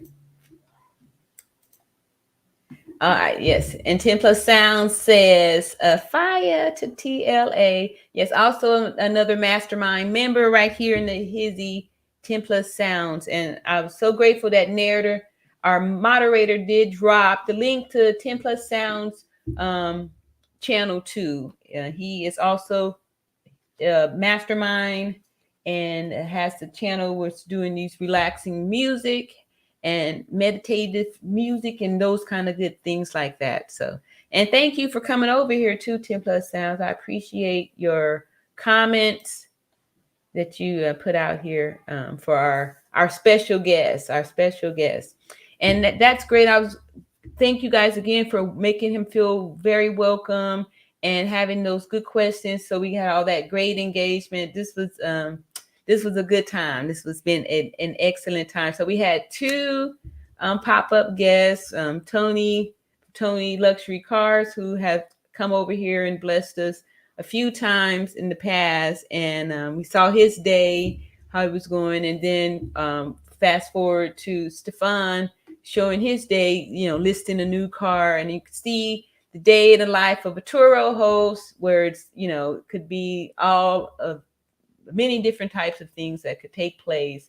And it's an exciting opportunity, and I'm still grateful for it, and I'm still excited about it, and I'm still promoting it as a business. However, of course, I'm going to be Mama Bear here and exercise some caution. That's why I'm bringing all these people out here, so you can get your questions answered and feel more confident. And if you're considering this your business, because just like Stefan said, it's definitely cash flow, and that was one of the things that I needed in order to feel secure about leaving the comfort of my six-figure job. So I was glad that he brought that to light, as far as like, yes, it's cash flowing, something that you're making money. However, it's a depreciating asset, which I was aware of that too. But again, like I said, I was just mostly trying to come up with something that I could cash flow something, and it's mine. It's my business, and I'm excited that did take place, and that that is working, and to see that there's other people. Like I think he said it's been in it for 3 or 4 years, 2018, 19, 20, 21. That's like 4 years. So I would definitely say that Turo is definitely a great investment. Like I said, when you get a chance, go over to his channel and watch his videos, because he produces the facts with the numbers and stuff. And he's really is a numbers guy. Like, he started his fleet with using business credit. He did cash cars, and he is somebody that made good profit with the Turo and these using these cash cars and stuff like that. So, okay. So it looks like I've went through all of the questions here, and I'm excited because this looks like a record time for me. Because what time did I get started? At 2:30. Okay. So it's been this going on 3 hours. So I think I can probably squeeze out a few more minutes. Make sure I've highlighted everything on my list here, which let's see. I think I did. And I'm just excited because this thing is actually working, and the lives are getting more and more focused and more helpful. So please, not only like and subscribe, but share and invite the people, so we can start building our community more and more and more and more. And who knows, maybe we could have some kind of meet up in Africa or something like that, and visit the resort when Stefan gets it all built out. I'm excited because I'm pretty sure that Africa is a beautiful country. And the way he described Liberia, they always usually try and tell us negative things, so we'll be afraid to go look at things, to go leave, to go look at other things or get educated. But the way he described it sounds beautiful. And then Darren, Danielle, you've been there, and I'm sure you can vouch for its beauty. But again, thank y'all so much for sticking in here with me for all this time, and with your questions and all that good stuff. And I'm going to start wrapping it up if I don't see anything else here happening, and let y'all know that I'll see you in another video. I do have some footage too that I want to put together about, and I'm gonna try. Now I'm gonna try, but I will do some. There go the sex person again, Nerda. Throw them out. Let me see. I'm gonna make somebody else a moderator too. Let me see if I got some skills to do that over there. Look at this person, new dating on. I get these sex people up out of here. Let me see here. Darren, Danielle. Where is it at? There we go. Yeah, toss them out. Toss these perverted people out of here, putting all this stuff on here. Probably some little porn site, something like that. That crap up out of here. Oh, here we go. Make my mastermind out of it. Yeah, toss them out. Get them out. We don't want that stuff up out here. Get that crap up out of here. This here, we trying to make money. We ain't trying to do all this stuff over here. Let me get my mouse over here and see. I got me a comment. A new comment. Oh, this nasty stuff. Let me go over here and see here.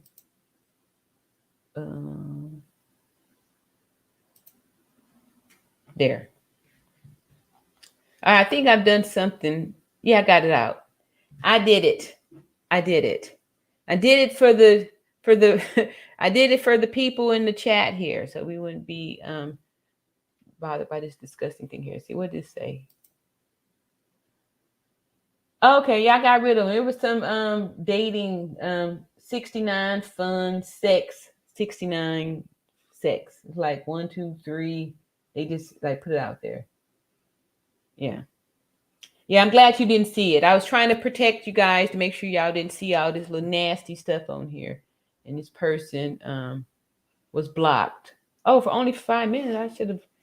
I'm learning how to do more tricks and stuff with this. If I can learn how to figure out how to kick people out, I was able to. I guess I put them in a timeout.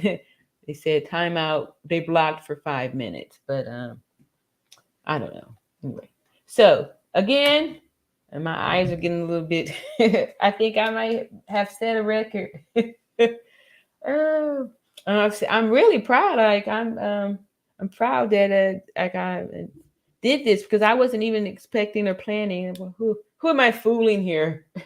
I wasn't even expecting or planning to do this, but I've seen how things have been growing, and like I said, I wanted to come out and really talk about it, because I didn't want to seem like I was just going, ooh, Turo's the greatest thing since sliced bread, and not really come clean with, some of the things that could possibly happen. So I wouldn't feel that somebody dove off into this business and it's really not the thing to do, or the thing for them to do in their neck of the woods where they're at, like the what it is that they want to do is not, it's not going to be happening over there.